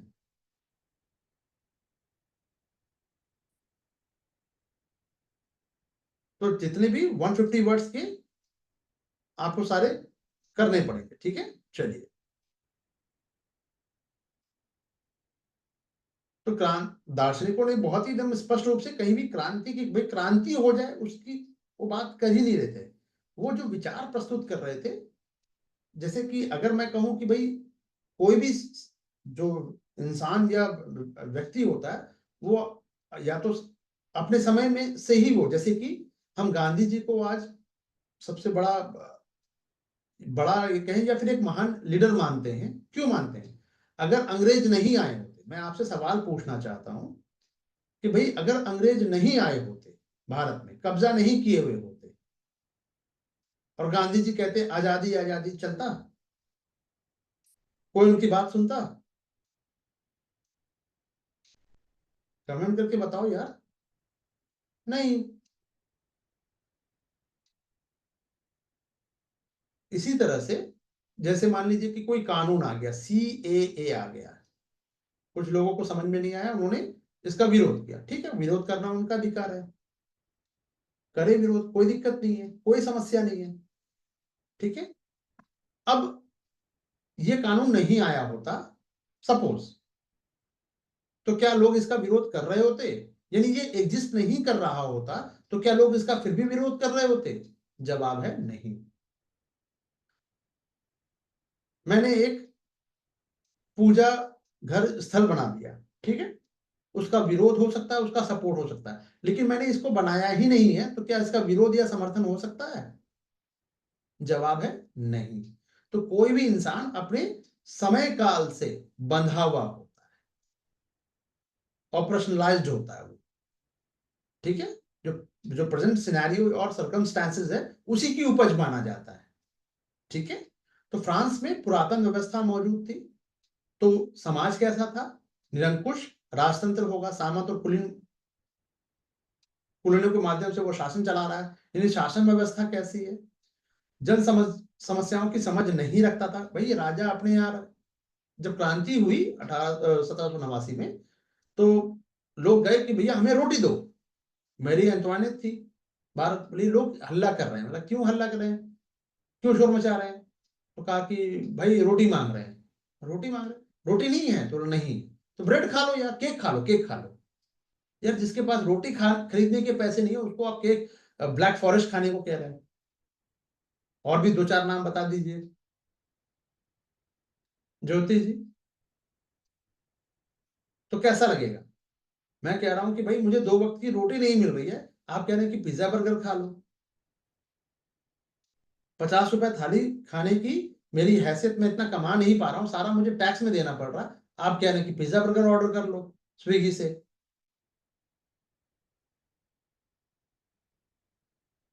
आप कह रहे हैं कि भाई रोड में चलने पर दिक्कत हो रही, तो कार से चलो ना, रोड पे पैदल चलने की जरूरत ही क्या है?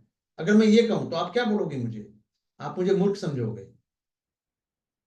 अनफॉर्चुनेट, हमारे कुछ कुछ नेतागण ऐसे ही हैं जिनको जन समस्याओं की समझ रहती नहीं है, है ना? तो अकुशल वित्तीय जो घाटे से राजकोष पर लगातार दबाव बढ़ रहा है। अकुशल वित्तीय घाटा का मतलब कि भाई आप आमदनी जितना है उसी के हिसाब से खर्च कीजिए। पहले आपने उधार लेके खर्च कर दिया, 100 रुपए मेरी आमदनी हो रही है, 140 रुपए मैं खर्च कर रहा हूं, तो जाहिर सी बात है कि ये 40 रुपए मुझे उधार लेने पड़ गए। अगले महीना फिर से वही चीज हो गया, ये डेप्थ मेरा बढ़ता चला गया। यही तो होगा ना। जैसे कि आज भी किसी भी देश की अर्थव्यवस्था की बात करें हम, तो कितना उधार लिया गया है अंतरराष्ट्रीय संस्थाओं से, उसके हिसाब से, जिसको क्या कहते हैं हम एक वर्ड में, जल्दी से बताओ। कोई भी देश की इकोनॉमी मजबूत मानी जाती है कैसे? एक वर्ड में, सिंगल वर्ड, फॉरेन रिजर्व। हमारे पास फॉरेन रिजर्व कितना है, यानी कि हम अपने डेप्थ को देने के लिए हमारे पास पैसे कितने रिजर्व पड़े हैं, यानी आपका बटुआ कितना भारी है, कुल मिला के ये बात। ठीक है। तो इनको तो फ्रांस में क्या हो रहा है, क्योंकि कोई नया टैक्सेशन का नई न्यू सोर्स को जनरेट नहीं किया जा रहा, जो टैक्स दे रहा है उस पर और टैक्स लगा दो, तो कर का बोझ बढ़ता जा रहा है। विशिष्ट अधिकार और यानी हैव और हैव नॉट वाली जो बात थी कि एक प्रिविलेज क्लास है, एक प्रिविलेज लेस है। पादरी और सामंत जो है वो अधिकार विषय, उनके पास प्रिविलेज क्लास है, कर के दायरे में वो आएंगे नहीं, देना सिर्फ एक ही क्लास को है, थर्ड स्टेट। तो फ्रांस में जन असंतोष पूरा फैला हुआ था, सब अंदर ही अंदर कूद रहे थे यार क्या मतलब है।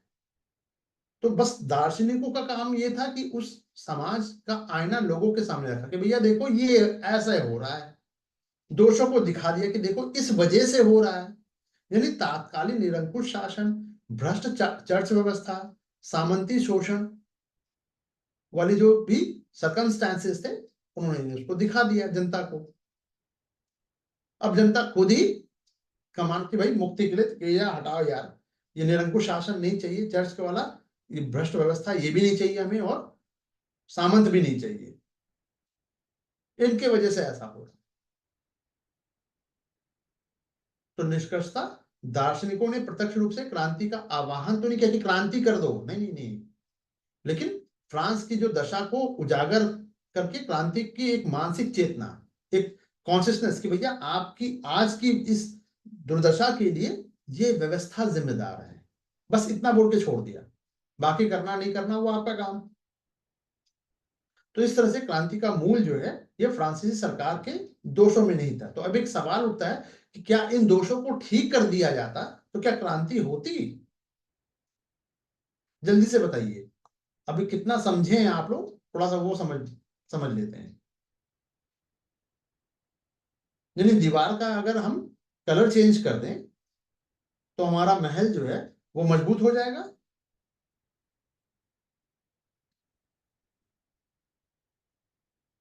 उसमें इंटीरियर थोड़ा सा और मजबूत कर दें हम और उसको सुंदर सुंदर बना दें, तो कुल मिला के उस व्यवस्था को ही बदलना जरूरी था। क्लियर?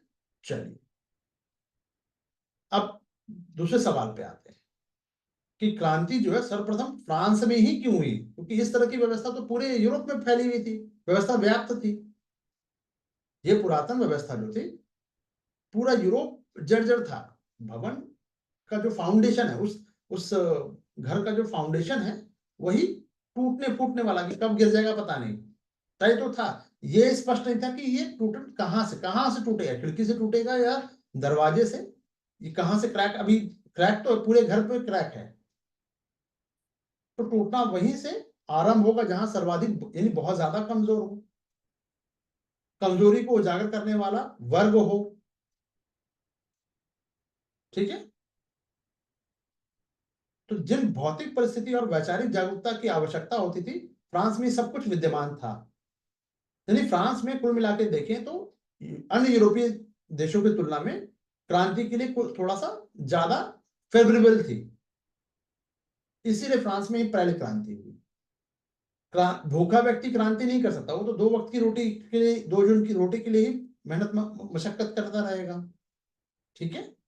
क्योंकि उनके पास अपनी स्थिति को समझने के लिए अवसर नहीं होता। जो रिक्शा, अब ये इस पे मत चले जाइएगा, जिसको जी तोड़ मेहनत करनी पड़ रही है, सुबह से लेकर रात के 10 बजे तक वो काम कर रहा है, उससे बोलिए क्रांति या व्यवस्था, तो उसे ध्यान भी नहीं होगा, कल क्या खाएंगे उसका ध्यान सारा इस पे होगा। तो फ्रांस की क्रांति जो है, फ्रांस में जब क्रांति हुई तो जनता इतनी गरीब नहीं थी कि उसे सोचने का समय नहीं मिल रहा था, बल्कि और ना ही इतनी समृद्ध थी कि नहीं यार ये सब चीजें चलनी रहनी चाहिए, दोनों चीजें थी। तो मिडिल क्लास, जिन्हें भारत में भी देखिए, तो क्रांति को आगे बढ़ाने में मिडिल क्लास ही तो आगे था। कहीं भी क्रांति देखिएगा तो यही वर्ग मिडिल क्लास ही आगे आएगा। उत्पादक वर्ग उत्पादन के साधनों पर अधिकार से वंचित था कि भैया हम प्रोडक्शन कर रहे हैं पर हमारा ही अधिकार नहीं है, तो अपने अधिकारों की प्राप्ति के लिए उठ खड़ा हुआ। किसान की बात करें तो फ्रांस का किसान अन्य यूरोपीय की तुलना में अधिक स्वतंत्र और आर्थिक दृष्टि से बेहतर स्थिति में था। फिर भी हुआ, क्यों हुआ? क्योंकि पेट भरा हुआ है। जैसे मिडिल क्लास आईएएस बनने की का चाहत तो रखता है, लेकिन उसके पीछे मेहनत करना नहीं चाहता। क्यों? सपना देखना, रील देखना। मुझे लगता है आजकल की जो जैनजी पीपल है, जैनजी का मतलब जनरेशन है ना, ज्योति जी, मैं ठीक बोल रहा हूँ?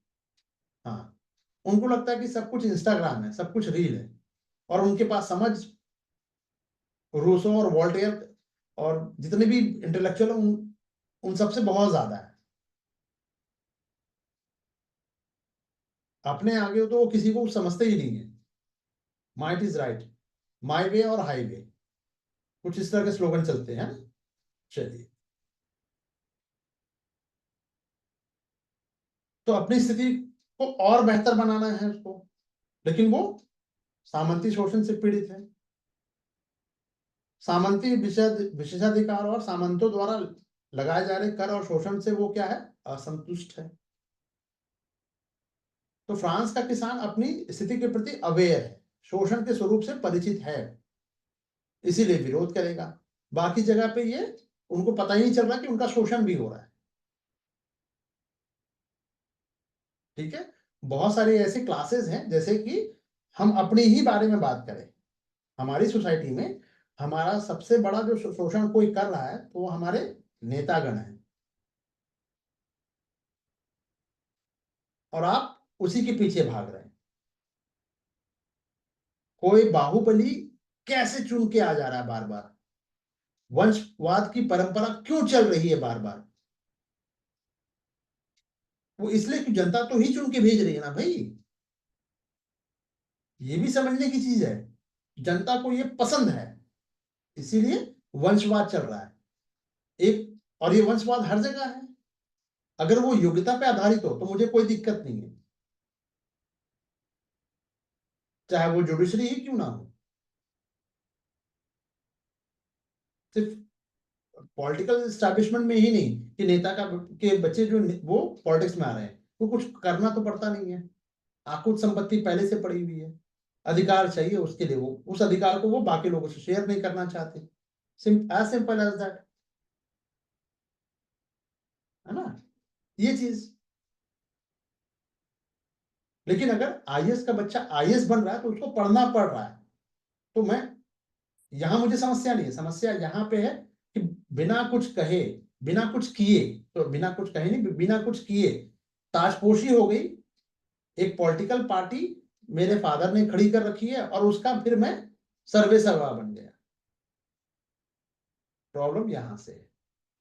तो लोगों को जो सबसे ज्यादा एक्सप्लोटेशन है वो नेतागण करते हैं, और अब ये अवेयरनेस जिस दिन आ गई उस दिन वंशवाद खत्म हो जाएगा।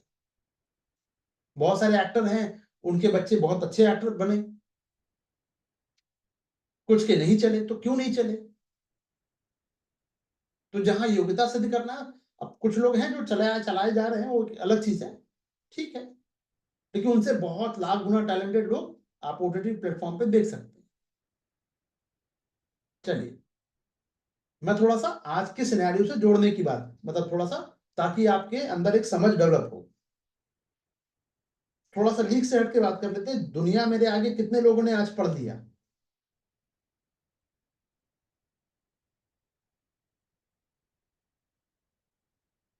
कमेंट आ रहा है या नहीं आ रहा है, मैं नहीं देख पा रहा हूं,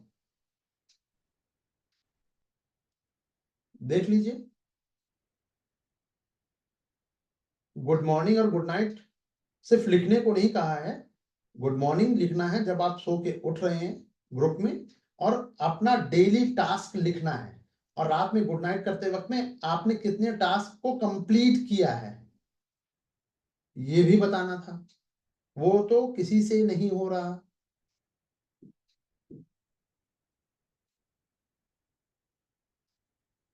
आप खुद देखिए, डेली का परफॉर्मेंस आप खुद चेक कर लीजिए। तो प्रेशर हैंडल कैसे करोगे आप लोग? टाइम बाउंड मैनर में काम करना सीखोगे कब?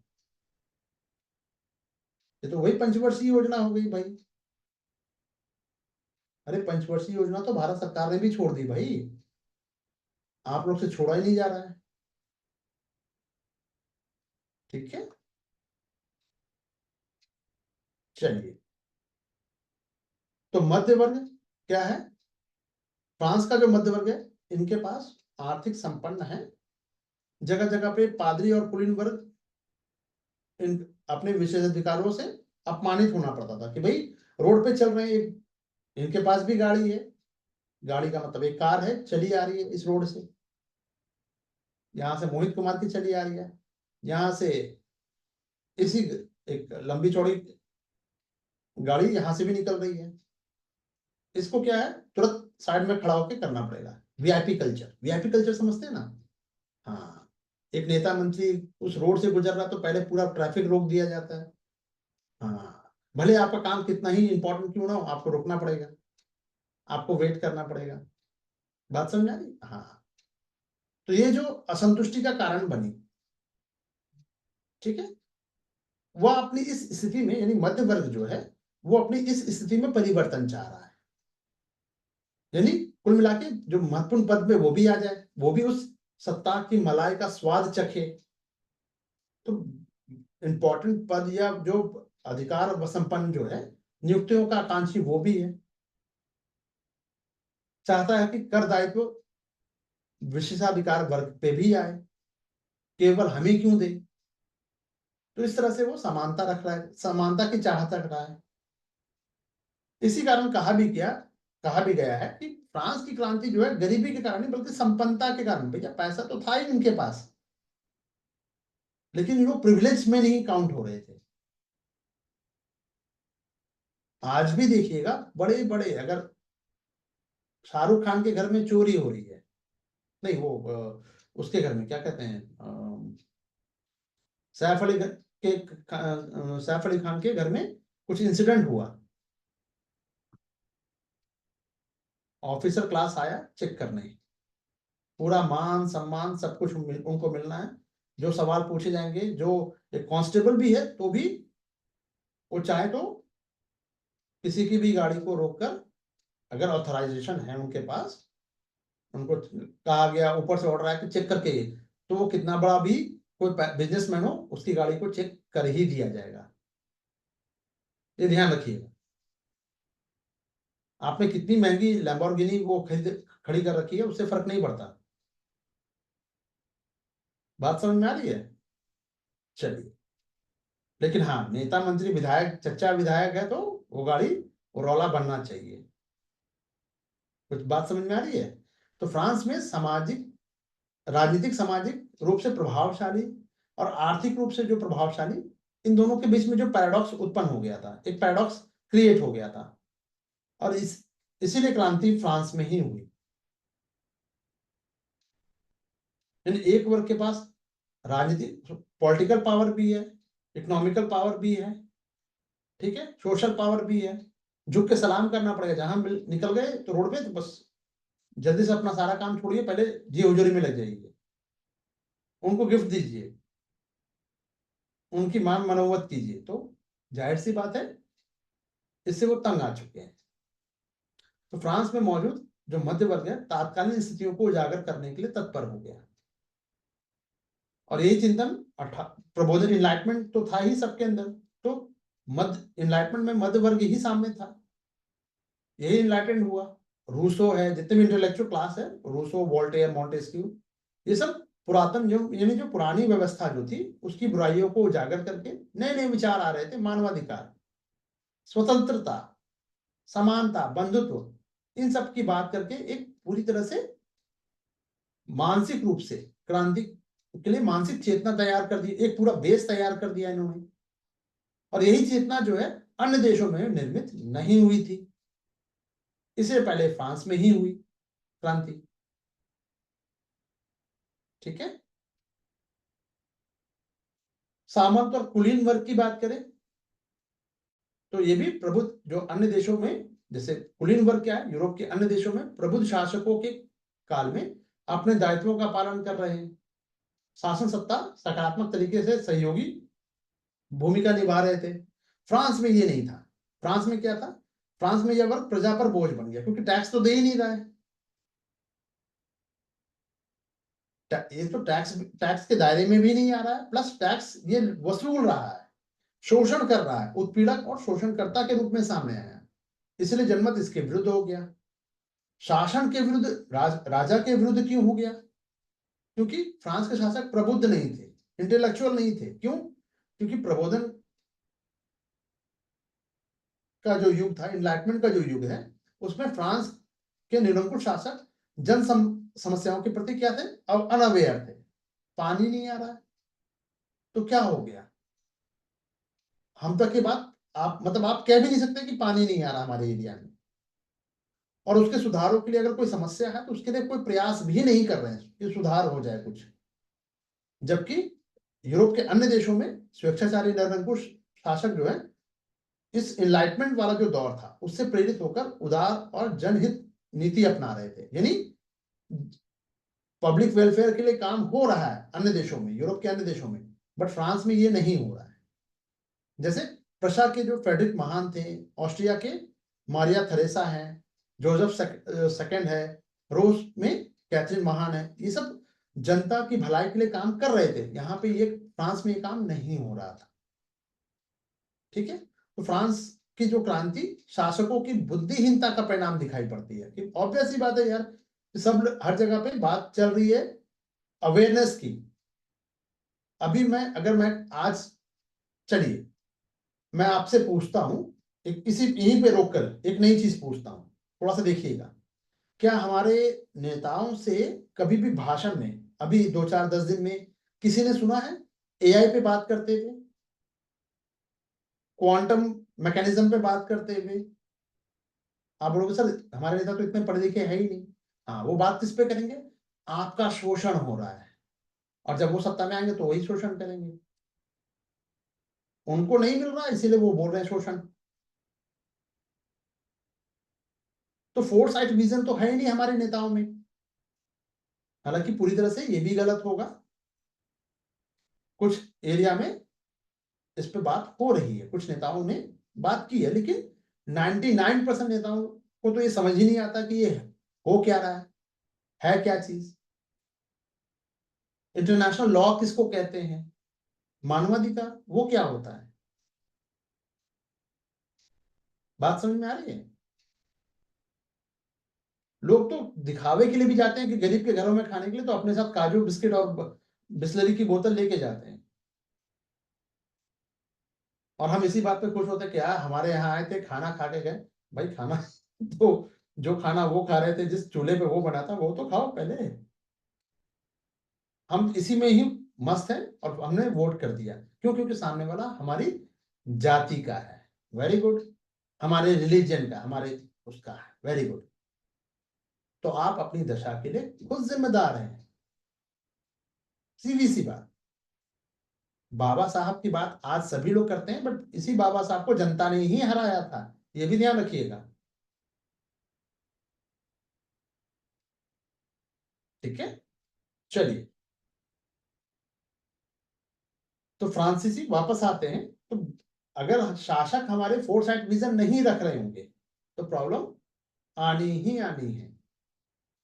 तो फ्रांस में एक ऐसा प्रतिनिधि संस्था मौजूद थी जहां विभिन्न स्टेट के प्रतिनिधि एक बैठक करेंगे, फर्स्ट स्टेट, सेकंड स्टेट और थर्ड स्टेट, तीनों बैठक करेंगे और अपनी अपनी समस्याओं को रखेंगे।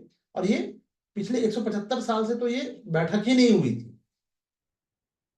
यानी प्रजा की को अपने फ्रीडम ऑफ एक्सप्रेशन जो है उसके लिए कोई एक मंच तो मौजूद ही नहीं है, वहां पे उपलब्ध ही नहीं है, अवेलेबल ही नहीं है।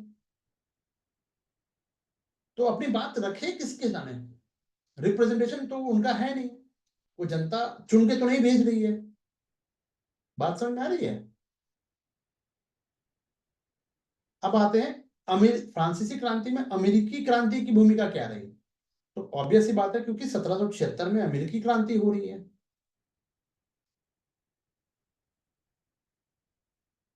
1789 में फ्रांसीसी क्रांति हो रही है, तो ये पहले हुई है, तो कुछ हद तक तो प्रभावित होगी।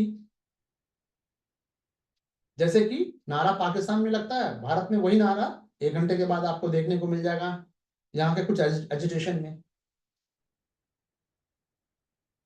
ठीक है, अमेरिकी क्रांति ने भी फ्रांस की क्रांति को कुछ हद तक प्रेरित किया, ऑब्वियस है। अमेरिकी स्वतंत्रता संग्राम में भागीदारी करने के कारण फ्रांस पे तो एक तो पहले जो फाइनेंशियल जो बर्डन है वो बढ़ गया, दिवालियापन का शिकार हो गया। यानी कि दिवालियापन का मतलब क्या हुआ, खजाना खाली हो चुका है। अब खजाना को भरना है तो टैक्स पेयर पर और कर लगाओ, उससे टैक्स का बोझ बर्डन बढ़ गया, जन असंतोष बढ़ गया।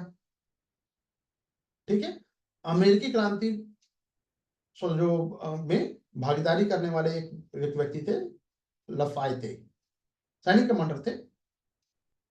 ये लड़ने वहां गए अमेरिका वापस आए तो उस क्रांति से ओतप्रोत हो गए, तो फ्रांसीसियों को भी बताया आके कि भैया देखो ये एक्सपीरियंस है हमारा।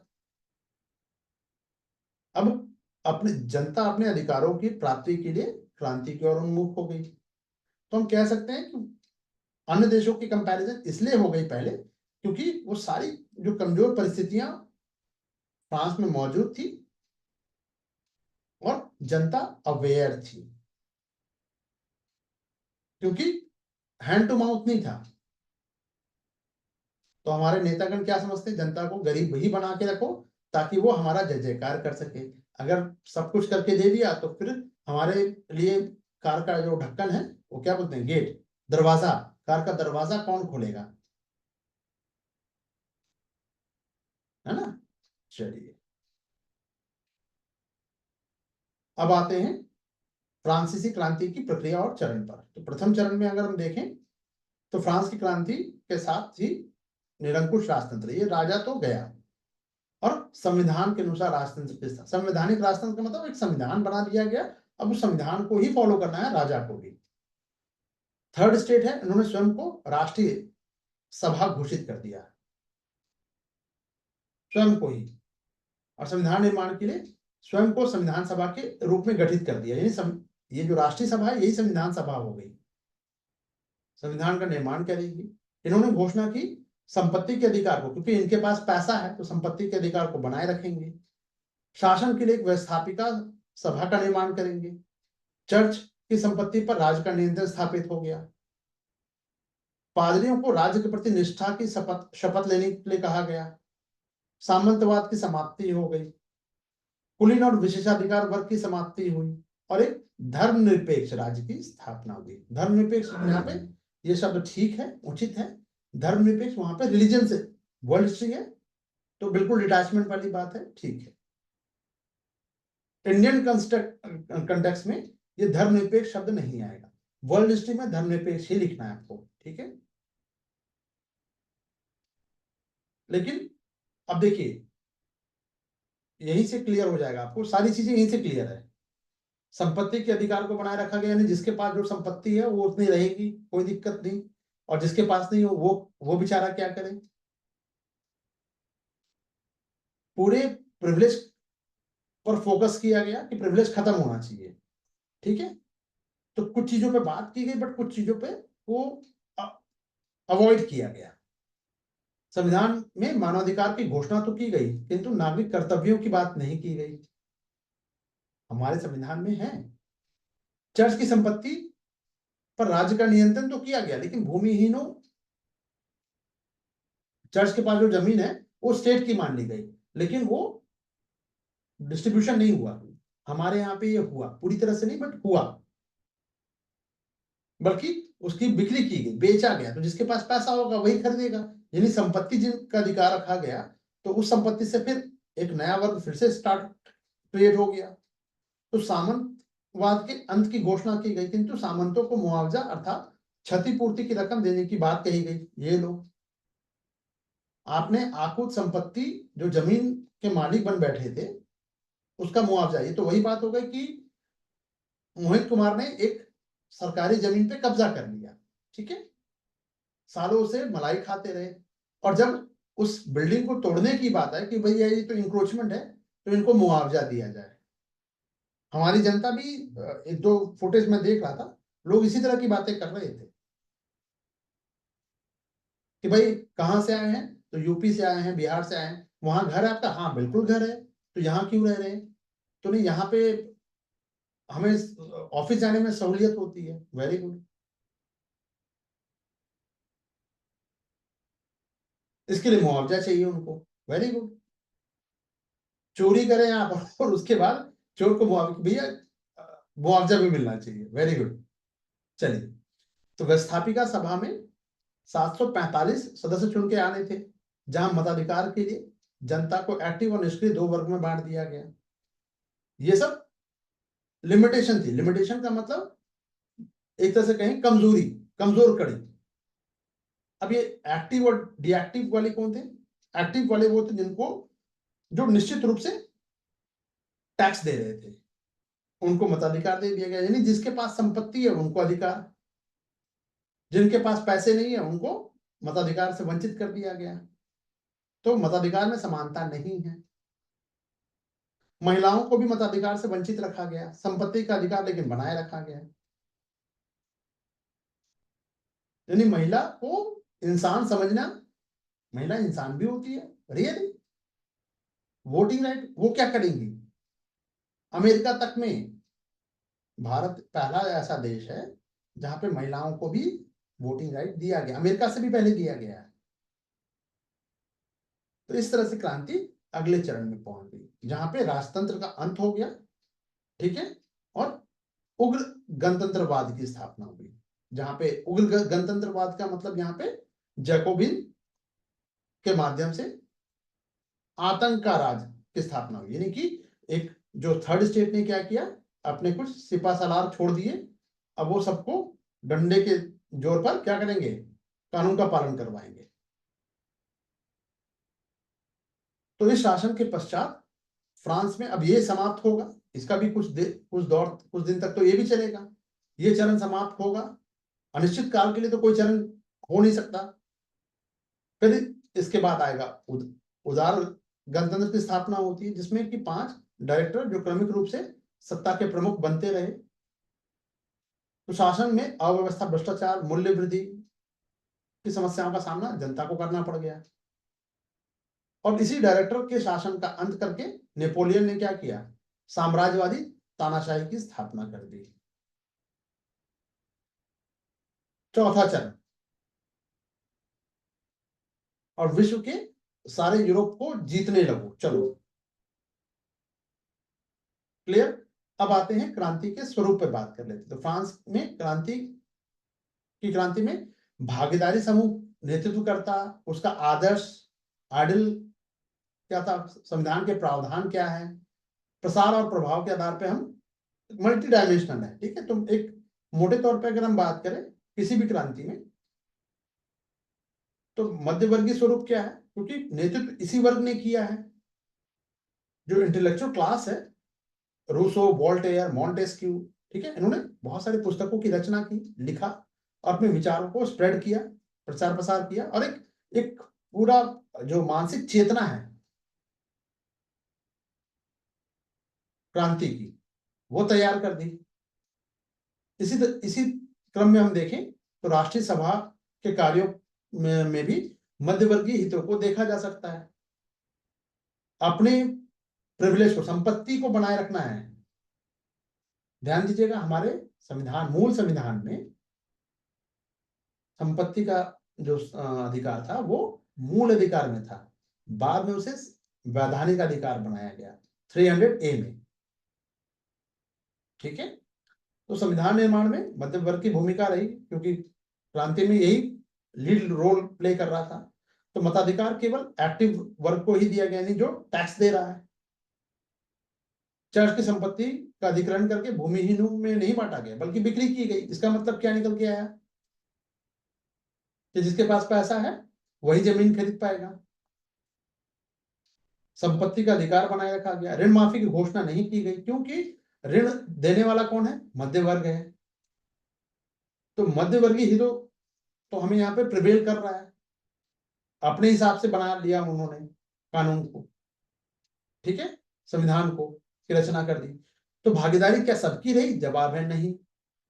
तो भागीदारी समूह, प्रसार और प्रभाव के स्तर पे देखें तो ये हालांकि पूरी तरह से मध्यवर्गीय नहीं कहा जा सकता। क्यों? क्योंकि मध्यवर्ग ही नहीं था उस क्रांति को करने में, और भी लोग थे, और भी वर्ग थे, जैसे किसान, मजदूर, महिलाएं भी शामिल थी। फ्रांस में केवल परिवर्तन के लिए नहीं, बल्कि यूरोप में परिवर्तन के लिए भी जानी जाती है। राष्ट्रवाद की, नेशनलिज्म की भावना का प्रसार हो रहा है। क्रांति के में स्वतंत्रता, समानता, बंधुत्व यानी फ्रीडम, इक्वालिटी एंड फर्टर्निटी अनेक देशों के आदर्श बन गए। हमारे प्रियम्बल में भी देखने को मिलता है ये सारे सब शब्द हैं। तो क्रांति का स्वरूप लोकप्रिय दिखाई देता है। क्रांति, विश्व क्रांति के रूप में अगर हम बात करें तो फ्रांस की क्रांति का जो आदर्श है वो स्वतंत्रता, समानता, बंधुत्व है। बहुत सारे देशों के लिए प्रेरणा भी बने। यूरोप में विभिन्न देशों में स्वतंत्रता की मांग बढ़ गई, ऑटोमन यानी जो तुर्की साम्राज्य के अंतर्गत जो भी क्योंकि ये नेशनलिज्म जो है इसकी समझ आप जैसे रखिएगा ना, ये ध्यान रखिएगा, वर्ल्ड अभी जो प्रेजेंट सिनेरियो चल रहा है ये आपको समझ में आ जाएगा। ऑटोमन जो एम्पायर है यानी तुर्की साम्राज्य के अंतर्गत आने वाली जनसंख्या अपनी आजादी की मांग करने लगी, यानी ऑटोमन साम्राज्य जो है इसने जो कब्जा कर रखा था यूरोप में, ईस्ट यूरोप में, ये वेस्ट यूरोप है और ये ईस्ट यूरोप है, अब यहां भी चूंकि ये मुस्लिम राज्य है, जहां की जनता ईसाई है, तो अब क्या होगा, ये आजादी की मांग करेंगे। बात समझ में आ रही है? इजराइल और पैलेस्टाइन जिसको शब्द कहा जाता है, फिलिस्तीन हिंदी में, है ना, इस संदर्भ में अगर आप देखिएगा तो आपको दूध का दूध और पानी का पानी हो जाएगा। तुर्की ने कब्जा कर रखा था इजराइल पर और वहां पे फिलिस्तीन नामक देश बसा दिया, यानी इजराइल ही था ये, फिलिस्तीन कुछ एग्जिस्ट नहीं कर रहा था। तो इतिहास को जानना समझना भी जरूरी है। हम क्या मानते हैं से ज्यादा जरूरी है कि फैक्ट क्या है। इसी क्रम में 1829 में यूनान स्वतंत्र हुआ, इटली जर्मनी का एकीकरण का जो बेस है वो तैयार हो रहा है। ठीक है, एक विचारधारा ये भी कहती है कि ये फ्रांसीसी क्रांति है, ये कोई सुनियोजित नहीं थी, वेल प्लान नहीं थी, परिस्थितियों के अनुसार ये बदलती रही अपने आप को। निरंकुश राजतंत्र के विरुद्ध शुरू हुई थी और नेपोलियन के समय आकर पुनः निरंकुश फिर से हो गई। यानी दूसरी तरफ क्रांति समानता के सिद्धांत को लेकर आरंभ हुई, निजी संपत्ति की अवधारणा बनी रही, सामाजिक विषमता भी मौजूद रही, यानी किसी के पास बहुत ज्यादा पैसा, किसी के पास किंचित मात्र भी नहीं। तो क्रांति समानता की भावना को व्यवहार में लागू नहीं कर पाई, वो आदर्श ही रही। इसी संदर्भ में जो कहा भी गया कि फ्रांस की क्रांति ने जो प्राप्त किया था वो इच्छित नहीं था, यानी उसकी चाहत नहीं थी, घूम फिर के वो निरंकुश शासन में ही आके समाप्त हो रहा है। रूस की क्रांति एक सुनियोजित क्रांति, वेल प्लान की तरह थी। ठीक है, मार्क्सवाद सिद्धांतों को लेकर आरंभ हुई रशियन क्रांति, उन्हीं सिद्धांतों के आधार पर सर्वहारा का शासन स्थापित हुआ, वहां पे उत्पादन के साधन और वितरण पर राज्य का नियंत्रण स्थापित हुआ। तो रूस की क्रांति ने जो चाहा था उसे प्राप्त हुआ, बट फ्रांस की क्रांति ने जो चाहा था वो उसे प्राप्त नहीं हुआ। सीधी सी बात, समानता को लेकर हुआ, राजतंत्र के विरुद्ध हुआ, लेकिन फिर घूम फिर के वो निरंकुशता पे ही समाप्त हो रही है। क्लियर? तो फ्रांस की क्रांति का परिणाम या महत्व की बात करें तो फ्रांस की क्रांति का प्रभाव फ्रांस से बाहर भी हुआ, ऑब्वियस सी बात है। क्रांति देखिए बाउंड्री नहीं, कोई भी विचारधारा हो, विचारधारा बाउंड्री लेस होती है, उसका कोई बाउंड्री नहीं होती। स्वतंत्रता, समानता, बंधुत्व संपूर्ण मानव समाज के लिए प्रेरणा का स्रोत बन गए। विश्व के फ्रांस के बाहर भी और विश्व में के संदर्भ में उसको हम देख सकते हैं, जैसे फ्रांस पे क्या प्रभाव हुआ क्रांति के काल में और उसके बाद के काल में। अनेक वर्षों तक फ्रांस की जनता को भारी कष्ट सहना पड़ गया, बेचारे को विदेशी आक्रमण हो गया, युद्ध में फ्रांस को बहुत नुकसान उठाना पड़ा। जो जैकोबिन वाला जो आतंक का शासन, उसमें निर्दोष व्यक्तियों को भी मार दिया गया। फ्रांस में अव्यवस्था और अस्थिरता मौजूद रही।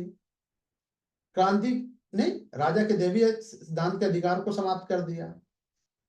बाद में जो संविधान बना उसमें जनता का इच्छा को सर्वोपरि रखा गया, पर जनता नहीं वहां पे जो जिनके पास पैसा है अपने हिसाब से वो कानून बनवा रहे। तो क्रांति ने फ्रांस को पहला लिखित संविधान दिया, संवैधानिक शासन की नींव पड़ गई, सामंतवाद की समाप्ति हो गई। तो पुरातन व्यवस्था का अंत करके एक नई शासन व्यवस्था का आधार तैयार किया, जिसमें जनतंत्र, मानवाधिकार जैसी अवधारणा, कॉन्सेप्ट जो है वो शामिल थी। ये तो हुआ फ्रांस पे। ठीक है, चर्च पे देखिए, चर्च की संपत्ति पर राज्य का नियंत्रण स्थापित हो रहा है। रिपीटेशन देख रहे हैं, रिपीटेशन हो रहा है, लेकिन प्रश्न की डिमांड अलग अलग है, बहुत सारी चीजें कॉपी कट ही होने वाली है। इसलिए बेस तैयार रखिएगा ऑटोमेटिक, और उसकी लिखने की प्रैक्टिस कीजिएगा। कोई भी क्वेश्चन बाहर नहीं जाएगा। ठीक है, तो क्रांति के साथ इस चर्च की संपत्ति पर राज का नियंत्रण स्थापित हो गया। पादरियों को राज्य के प्रति निष्ठा कहा गया, भैया शपथ लो कि तुम राज्य के अगेंस्ट नहीं जाओगे। क्योंकि अब ये क्यों जरूरत पड़ गई, ये समझते हैं थोड़ा सा। भाई यूरोप में से बहुत सारे देश हैं, एक कॉन्टिनेंटल है ना यूरोप, और इसका प्रधान कौन है यहाँ पे, पोप है। और सभी राज्य क्या है, ईसाई धर्म को अपनाने मानने वाले लोग हैं, अपनाने वाले नहीं, मानने वाले लोग देश है, राज्य है। ठीक है, अब ये कहता है कि भाई हम किसी पॉलिटिकल आइडेंटिटी को नहीं मानेंगे। तो इनसे कहा गया कि नहीं, आप जिस स्टेट में हैं, फ्रांस में तो फ्रांस के ही होने हैं, ऐसे बात नहीं कर सकते। इसीलिए राष्ट्रीय चर्च की स्थापना होगी और चर्च का दर्जा अब राज्य के नीचे हो गया। यानी पहले चर्च बड़ा हुआ करता था, ऑब्वियस सी बात है, क्योंकि जो ये एक तरह से जो अपना नियम कानून बना रहा है वो सभी देश मानते थे। अब इसे राज्य के नीचे अंडर में आ गया। तो क्रांति के फलस्वरूप फ्रांस में प्रशासन सुधारों का जन्म हो गया, आरंभ हुआ। संपूर्ण फ्रांस के लिए एक समान कानून पूरे समाज में। जैसे फ्रांस में हमने क्या देखा था कि भाई फ्रांस में भी जो अलग अलग जो डिस्ट्रिक्ट हैं उसमें अलग अलग कानून थे, प्रशासनिक ढांचे थे, बट एक पूरी सिमिलैरिटी इंटीग्रेटेड कर दिया गया। एक ही कानून पूरा देश में चलेगा, अलग अलग कानून नहीं होगा। तो प्रशासन लोक निर्माण कार्यों की ओर ध्यान देने लगा, नहर, उस बेसिक जो इंफ्रास्ट्रक्चर उस पर काम हुआ। तो क्रांति बुद्धिजीवी वर्ग के लिए महान सफलता तो थी। शिक्षा के प्रचार प्रसार को बढ़ावा मिला। राष्ट्रीय शिक्षा यानी नेशनल एजुकेशन की का जो कॉन्सेप्ट है वो एप्लीकेबल हुआ, यहाँ पे इम्प्लीमेंट हुआ। शिक्षा पर चर्च के कठोर नियंत्रण से मुक्त हो गए कि भाई अब क्या पढ़ना नहीं पढ़ना है ये चर्च जो डिसाइड कर रहा है। चर्च उस चर्च क्या कहते हैं उसको, अरे उनकी धार्मिक पुस्तक क्या है भाई, देखिए मैं नाम भूल रहा हूँ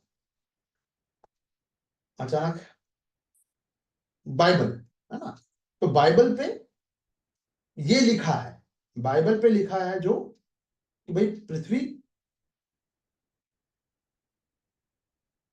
जो है केंद्र में है। बाइबल में ये लिखा है। लोगों ने मानने से इनकार कर दिया क्योंकि शिक्षा में कोपरनिकस ने सिद्ध कर दिया था भाई कि भाई सूर्य जो है वो ब्रह्मांड के केंद्र में है, ना कि पृथ्वी। इसी संदर्भ में क्रम में हम देखते हैं कि साहित्य, कला, विज्ञान आदि का विकास होता है। सरकारी पदों पर नियुक्ति के लिए अब योग्यता को आधार बनाया गया, यानी परीक्षा ली जाने लगी। आईएएस का बेटा अब आईएएस नहीं बनेगा, है ना। पूरे यूरोप में का विश्व पे और क्या प्रभाव पड़ा, यूरोप में और विश्व पे फ्रांस की क्रांति का क्या प्रभाव पड़ा, किस हद तक उसने यूरोप को प्रभावित किया। ऑब्वियस सी बात है, राजनीतिक अधिकारों की प्राप्ति के लिए जनता को जुझारू बना दिया। नए नए वर्ड कॉइन हो गए, समानता, स्वतंत्रता, बंधुत्व, जनतंत्र, मानवाधिकार। ठीक है, तो फ्रांसीसी क्रांति मानव जाति का प्रवक्ता बन गया, स्पोक पर्सन बन गया कि भैया वहीं से उठ के आया है ये नारा। तो राजाओं की निरंकुशता के लिए खतरा पैदा कर रहा है। प्रगतिशील मूल्यों के भय से यूरोप के जो देश हैं वो फ्रांस के विरोधी बन गए कि भैया तुमने अपने, फ्रांस के राजा को कोसने लगे कि यार तुमने अपने जनता को कंट्रोल में नहीं रखा, देखो हमारी जनता भी हमसे ये डिमांड कर रही है, ये क्या कर दिया तुमने। फ्रांस से भागे हुए जो पादरी और कुलीन जो थे पड़ोसी राज्यों में शरण लेने चले गए, भाग गए। और मौजूद शासकों का क्रांति के विरुद्ध सहयोग प्राप्त किया। यानी यूरोप, ये जो फ्रांस है, फ्रांस के जो आसपास के जितने भी देश हैं, कुलीन और जो पादरी भाग के यहाँ गए और कहा कि चलो यार कुचल दो इसको, फ्रांस को, नहीं तो ये इसकी आग, इस क्रांति की आग आपके राज्य में भी आएगी, आपके देश में भी पहुंचेगी और जनता फिर आपको भी नहीं मानेगी। ठीक है, तो फ्रांस में अब युद्ध होगा, इसी क्रम में जनधन की हानि होगी। फ्रांस की क्रांति ने आयरलैंड वासियों में राष्ट्रीयता की भावना भरी। आयरलैंड कहां पे है, अरे ये वही आयरलैंड है जहां से ब्रिटेन का कब्जा है भैया आयरलैंड, उत्तरी आयरलैंड और दक्षिणी आयरलैंड, है ना, जहां पे एनी बेसेंट थी वहां की, ठीक है। इंग्लैंड से स्वतंत्रता, इंग्लैंड, ये great Britain, UK, United kingdom के अंतर्गत आयरलैंड भी आ रहा है। तो इस आयरलैंड में भी अब कि भैया हमें ब्रिटेन से अलग होना है, इंग्लैंड से अलग होना है, तो इंग्लैंड से स्वतंत्रता प्राप्त करने के लिए प्रेरित किया। फ्रांसीसी क्रांति ने यूरोपीय साहित्य को भी प्रभावित किया। क्या प्रभावित किया भाई? तो क्रांतिकारी साहित्य की रचना होने की जाने लगी। अब फ्रांसीसी क्रांति ने अंग्रेजी साहित्य में स्वच्छंदतावाद की एक नई विचारधारा को, कुछ भी सोचिए, कैसे भी सोचिए, तो बहुत सारे लेखक कवि आए। अब ये नाम बहुत इंपॉर्टेंट है, 2-3 नाम ही है, आप इंग्लिश लिटरेचर में इस नाम को पढ़ भी सकते हैं। कॉलरिज हैं, विलियम वर्ड्सवर्थ हैं, शैलरिज हैं, इनकी कविताओं में क्रांति की जो छाप है हमें देखने को मिलती है। 12th तक भी आप लोगों ने पढ़ा होगा।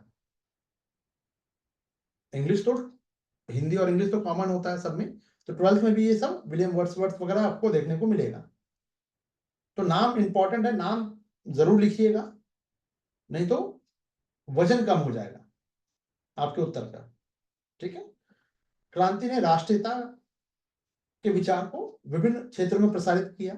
19वीं सदी में जो राष्ट्रवाद की सदी के नाम से जाना गया, इसी क्रम में इटली और जर्मनी का एकीकरण हो गया। फ्रांस की क्रांति ने सैन्यवाद पर बल दिया, सशस्त्रीकरण, शस्त्रीकरण और युद्ध को बढ़ावा मिला, क्योंकि आप जब आप आर्म्स और एम्युनिशन को भरिएगा तो पड़ोसी देश को डर लगने लगेगा, ठीक है। तो वो भी अपना आर्म्स और एम्युनिशन को, लॉजिस्टिक्स से वो भी क्या होगा, एम्पावर्ड होगा। तो फ्रांस की क्रांति के फलस्वरूप विश्व में समाजवाद की अवधारणा का भी प्रसार हुआ। समानता, क्रांतिकारियों ने समानता का नारा दिया था। तो ये सब चीजें इसके महत्व को दिखाता है, ठीक है। इतना ही नहीं, बंधुत्व की बात करें तो बंधुत्व का नारा देकर मार्क्स ने इस नारे की नींव रखी कि दुनिया के मजदूर एक एक हो जाओ, यानी सभी जहां भी मजदूर है, क्योंकि आप मजदूर हैं इसीलिए आप सब लोग भाई भाई हैं। जैसे इस्लाम में है एक उम्मा का कॉन्सेप्ट है, कुछ उसी तरह का मार्क्स ने ये नारा दे दिया। इसमें कुछ गलत भी नहीं है, लेकिन ह्यूमैनिटी की बात हो, रिलीजन और उसके क्लास को लेकर हम बात करते हैं तो फिर थोड़ी सी चीजें इधर से उधर हो जाती है ना। तो क्रांति के फलस्वरूप फ्रांस की जनता ने विश्व के समक्ष एक एग्जाम्पल को सेट किया कि यदि राजा का ही अधिकार प्राप्ति में बाधक बन रहा है तो उखाड़ दो उसको, उखाड़ के फेंको, कहते हैं ना सिस्टम फाड़ देंगे, वैसा वाला कुछ। यूरोप के निरंकुश शासक प्रबुद्ध स्वेच्छाचारी शासक बनने लगे, ठीक है। राज्य में कुछ सुधार भी करने लगे कि भैया नहीं तो क्रांति हमारे यहाँ भी हो जाएगी। तो फ्रांस की क्रांति सामंतवाद के विरुद्ध नहीं थी, बल्कि उस प्रणाली के विरुद्ध थी जिसने शोषण और अमानवीय कार्य किए जाते थे। जवाहरलाल नेहरू के शब्दों में भी बात करें तो फ्रांस की क्रांति राज्य क्रांति समाप्त हो गई, परंतु जनतांत्रिक विचार संपूर्ण यूरोप में फैल गए। मानवाधिकार के घोषणा पत्र से मानव जगत परिचित हुआ, ठीक है। चलिए, अब ये वाला जो टॉपिक है, इस टॉपिक को हम नेक्स्ट क्लास में करेंगे यहीं से। अभी अब डाउट सेशन में आप लोगों को मैंने कुछ क्वेश्चन दिए हुए थे, या कुछ पूछना था आप लोगों को तो पूछ सकते हैं। जिन जिन को नहीं समझ में आया है या कुछ कम समझ में आया वो भी मुझे बताइए, क्या क्या करने को कहा है। अब थोड़ा सा ये भी समझ लीजिए, डेली जब आप उठते हैं पहला स्टेप क्या करना है, दुनिया मेरे आगे पढ़ लीजिए।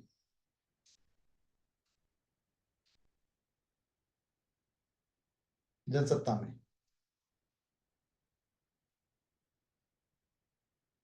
आगे, ठीक है, जनसत्ता में पढ़ लीजिए। पहला काम यही कीजिए, उसमें से कुछ स्पार्कलिंग वर्ड उठाइए और उसको दिन भर दिमाग में चलाते रहिए। सारे वर्ड पूरे लाइन लिखने की जरूरत नहीं है, कुछ पढ़िए, कुछ उसे अच्छा लगे अपने हिसाब से उसको लिख लीजिए। दूसरा काम जो डेली बेसिस पे करना है, मेरे यूट्यूब पे जाइए, कभी लगेगा कभी नहीं लगेगा। कभी लगेगा का मतलब ये कभी मुझे टाइम नहीं मिल पाता है, लेकिन और कभी द हिंदू में इंपॉर्टेंट आर्टिकल या कुछ ऐसा कुछ एग्जामिनेशन से रिलेटेड आपका कुछ नहीं मिलता है मुझे, तो मैं उस दिन छोड़ देता हूँ। ठीक है, जबरदस्ती आपको मतलब देना ही है डेली, वैसा कुछ नहीं है। ठीक है, इस पे जाके वापस पुराने वीडियो को जिसको नहीं देखा उसको देखिए, या एक ही वीडियो को 4-5 बार सुनिए, बहुत कम टाइम लगेगा। आधा घंटा डेली इसमें दीजिए, हाफ एन आवर, ज्यादा नहीं देना है। हाफ एन आवर इसमें दीजिए, हाफ एन आवर इसमें दीजिए। 1 महीने के बाद आपको समझ में आएगा कि आप किस लेवल पे पहुंच गए। 1 महीने में ही हो जाएगा। मैं ये बिल्कुल नहीं कह रहा हूं आप शेयर सब्सक्राइब मत करो यार, कोई फर्क नहीं पड़ता। 1 महीना करके देखो, अगर रिजल्ट नहीं आता है आप छोड़ देना। 10-15 दिन के बाद से ही आपको समझ में आने लगेगा कि आप कहां स्टैंड कर रहे हो।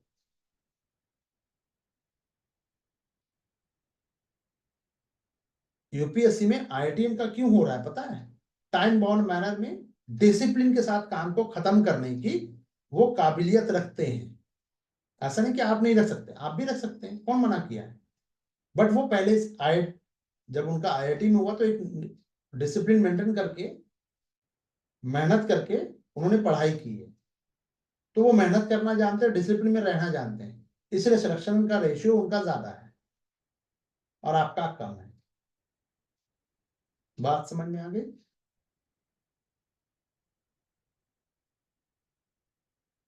तो आपसे आगे से वो मेहनत और डिसिप्लिन में आगे हैं।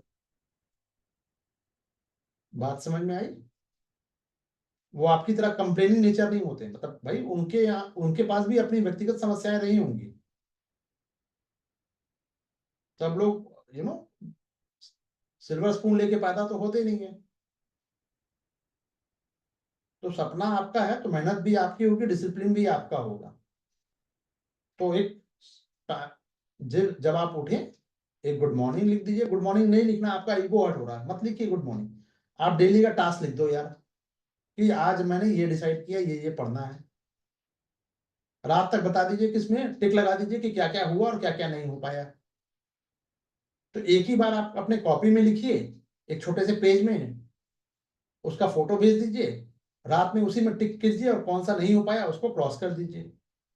मान लीजिए आपने 4 टॉपिक बना दिए कि 5 टॉपिक आपको करने हैं, उसमें से 2 टॉपिक हो गए, बाकी नहीं हो पाए। पता तो चलेगा ना आपको, आपको खुद, ये सेल्फ इवैल्यूएशन कहते हैं इसको। ये कीजिए।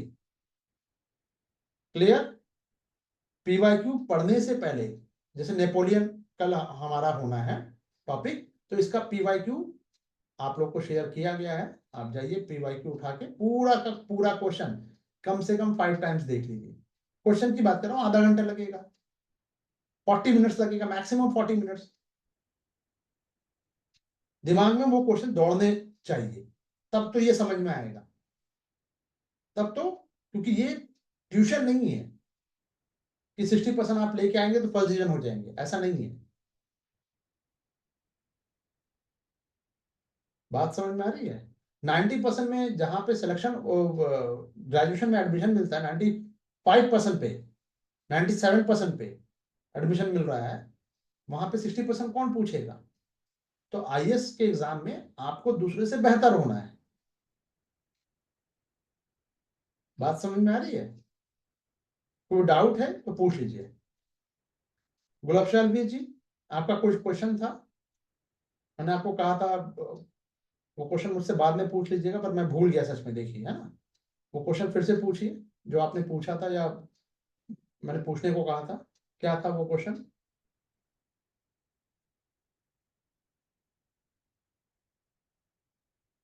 करंट अफेयर का आज आप लोग को शाम तक ऑडियो जो है वो मैं आपको शेयर कर दूंगा। हम्म। इंट्रो में, इंट्रो के लिए, हाँ, how to start intro any question, okay ठीक है। इंट्रो के लिए पहले कोई क्वेश्चन का जो बेस लाइन है, चलिए सभी लोग ध्यान से सुनिएगा। कोई भी क्वेश्चन है, उसका एक मेन थीम है। जैसे as for example, as for assistance, मैं आपको ये करके दिखा देता हूं। चलिए मैं आपको करके दिखाता हूं। इसको आप ऐसे समझिएगा, क्वेश्चन है कहीं पर हमारा, कोई क्वेश्चन वगैरह हमने दिया है आप लोगों को मॉडर्न हिस्ट्री।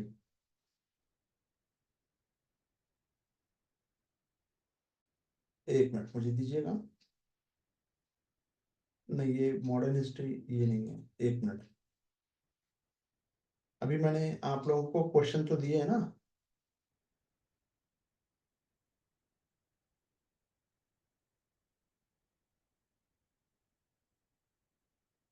चलिए, हाँ इसको पकड़ लेते हैं। चलिए ये पेज अभी शेयर कर देता हूँ, आपको दिखेगा। कहाँ गया भाई? ये विजिबल है? जल्दी से बताइए।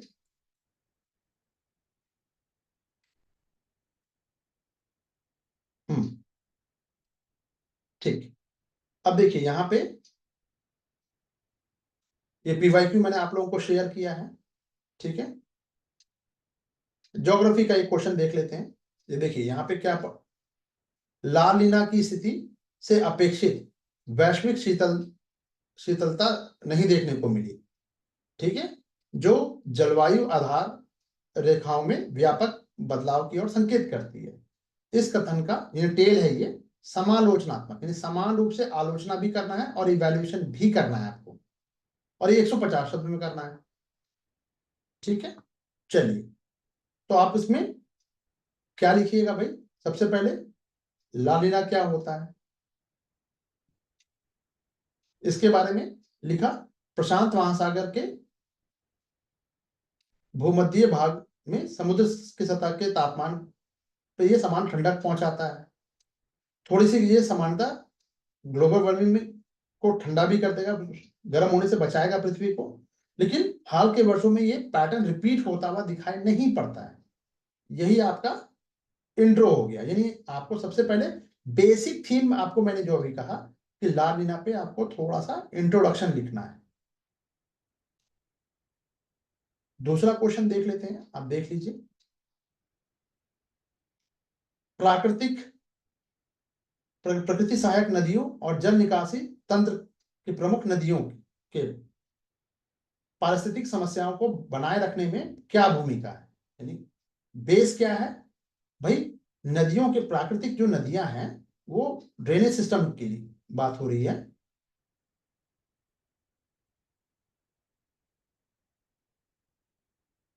पेज स्लाइड नहीं हुआ है सर, क्या पेज स्लाइड नहीं हुआ है? डेफिनेशन भी लिख सकते हैं आप, हाँ डेफिनेशन भी लिख सकते हैं, बट हर चीज में डेफिनेशन तो आएगा नहीं बॉस। नीचे क्वेश्चन का ये दिख नहीं रहा आपको मोहित कुमार जी? ये क्वेश्चन सेकंड नंबर क्वेश्चन दिख रहा है आपको मोहित कुमार? नहीं दिख रहा, बाकी को दिख रहा है? बाकी को ये क्वेश्चन दिख रहा है? मुझे पहले ये बताइए, कमेंट करके बताइए भाई। Critically analysis the significance of natural. अच्छा, ठीक है, अब हो रहा है, ठीक है चलिए। ठीक है ठीक है ठीक है, समझ गया। चलिए, थोड़ा सा बीच में ग्लिच हुआ होगा। चलिए, तो इस पे क्या लिखोगे? प्राकृतिक जो सहायक नदी है और ड्रेनेज नेटवर्क पर एक से एक लाइन में आप उसकी डेफिनेशन को लिखिए या फिर उसके बारे में लिखिए। और अगला लाइन मतलब उसी में ही नदी तंत्र जो है उसकी समग्र जो इकोसिस्टम है उसके साथ उसका रिलेशन क्या है ये लिखिए, और इतना लिख के छोड़ दीजिए। इंट्रोडक्शन में बस इतना ही होगा। यानी इंट्रोडक्शन का मतलब होता है कि आप किस बात पे, किस टॉपिक पे क्या कहने जा रहे हैं, उसकी एक रूपरेखा हो गई, एक आउटलाइन हो गया, ताकि एग्जामिनर को, इवैल्यूएटर को ये जानने की क्यूरियोसिटी बढ़े कि भाई अब नीचे क्या मिलेगा मुझे।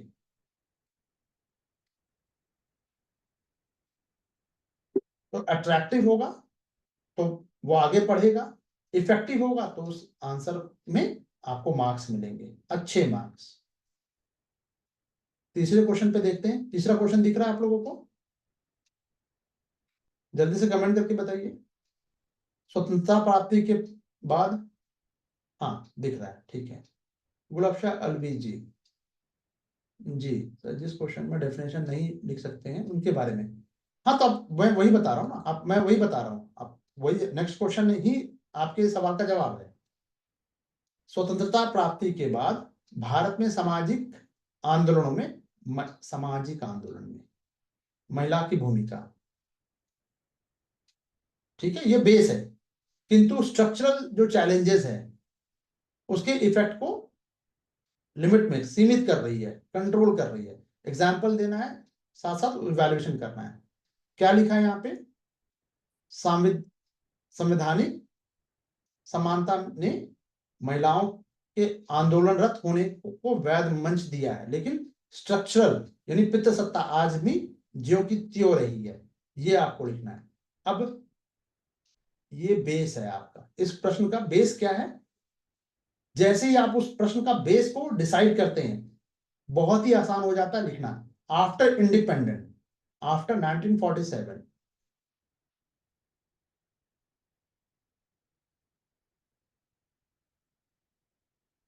सामाजिक आंदोलन में महिलाओं की भूमिका परिवर्तनकारी रही है, किंतु चुनौतियां, जो चैलेंजेस हैं, यानी पेट्रियार्की जो जो चैलेंजेस हैं, उसके इफेक्ट को, जो उसका प्रभाव होना चाहिए था, उसको कंट्रोल में, लिमिट में कर दे रही है, कर्टेल कर रही है, उसके बारे में लिखना है। तो वैध मंच तो दे दिया, यानी संविधान ने इक्वालिटी की तो बात कर दी, आर्टिकल 14 का सब ऑल आर इक्वल, लेकिन स्ट्रक्चरल जो जो चैलेंजेस हैं वो आज भी एज इट इज हैं। अब इतना लिख के आपने छोड़ दिया।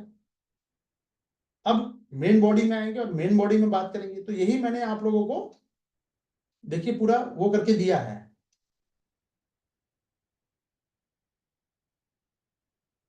क्या लिखना है, कैसे लिखना है, ये सारी चीजें दी हैं। ये बात समझ में आ रही है?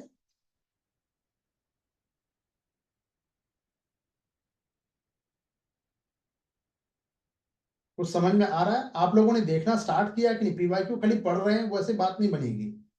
बेस लाइन देखिए, अब उसके बाद कंक्लूजन में एक, कभी भी ऊपर कही गई बातों को रिपीट नहीं करना है। कंक्लूजन में कभी भी रिपीटेशन नहीं होना चाहिए। आपने जो बात कह दी है उसका दोबारा रिपीटेशन कीजिएगा, मार्क्स कट गया। क्लियर कट बात समझ में आ गई?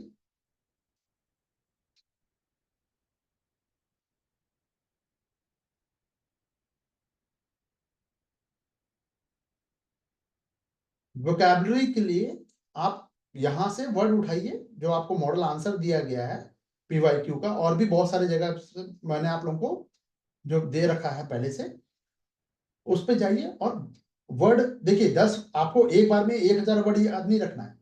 आप 10 वर्ड्स डेली, हर सब्जेक्ट के अपने अपने कुछ टेक्निकल वर्ड्स होते हैं, टेक्निकल वर्ड्स ले लिया, स्पार्कलिंग वर्ड्स ले लिया, और उसको अपने आंसर में इनकॉर्पोरेट कीजिए। ये एक दिन में नहीं होगा, बट हाँ ये हो जाएगा। टाइम फ्रेम मैं नहीं दे सकता, हर व्यक्ति की अपनी अपनी इंडिविजुअलिटी है, इंडिविजुअल लोग हैं, तो उनकी कैपेसिटी, उनका स्ट्रेंथ, उनकी वीकनेस अलग अलग होगी।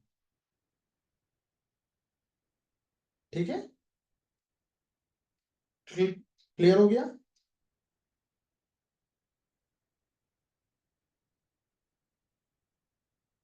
तो कहीं पर डेफिनेशन नहीं पता तो देखिए, यहाँ पे डेफिनेशन दे दिया गया है। अब इतना ही पता है आपको, काम खत्म हो गया। तो यही चीज तो आपको जानना है ना, क्योंकि 60% जहां आपने मेंस कवर कर लिया, आपका 40% प्री तैयार हो गया, आपको पता होना चाहिए। अब 20% ही आपको मेहनत करनी है प्री के लिए।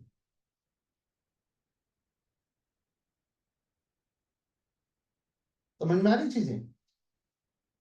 चलिए, ओके गाइस, और कोई डाउट, और कोई आप लोगों का क्वेरी या क्वेश्चन? और मैं उम्मीद करता हूं कि सभी लोग आके क्लास ले टाइमली, तो ज्यादा बेटर रहेगा। कभी रिकॉर्डिंग हो रहा है, नहीं हो रहा है, लाइव क्लास होती है ना। चलिए, करंट अफेयर की क्लास में आप लोग क्या कीजिएगा वो बता रखा है। अभी मैंने 6 बजे तक मैं आप लोगों को पूरा एक तो मैंने आपको पूरा मंथली मैगजीन का पूरा माइंड मैप दे दिया है। अब उसकी ऑडियो की बारी है। एक बार में पूरा नहीं होगा, लेकिन हो जाएगा, ठीक है। कल परसों तक पूरा मिल जाएगा आपको। क्लियर है, कोई डाउट? चलिए, okay guys, bye for now.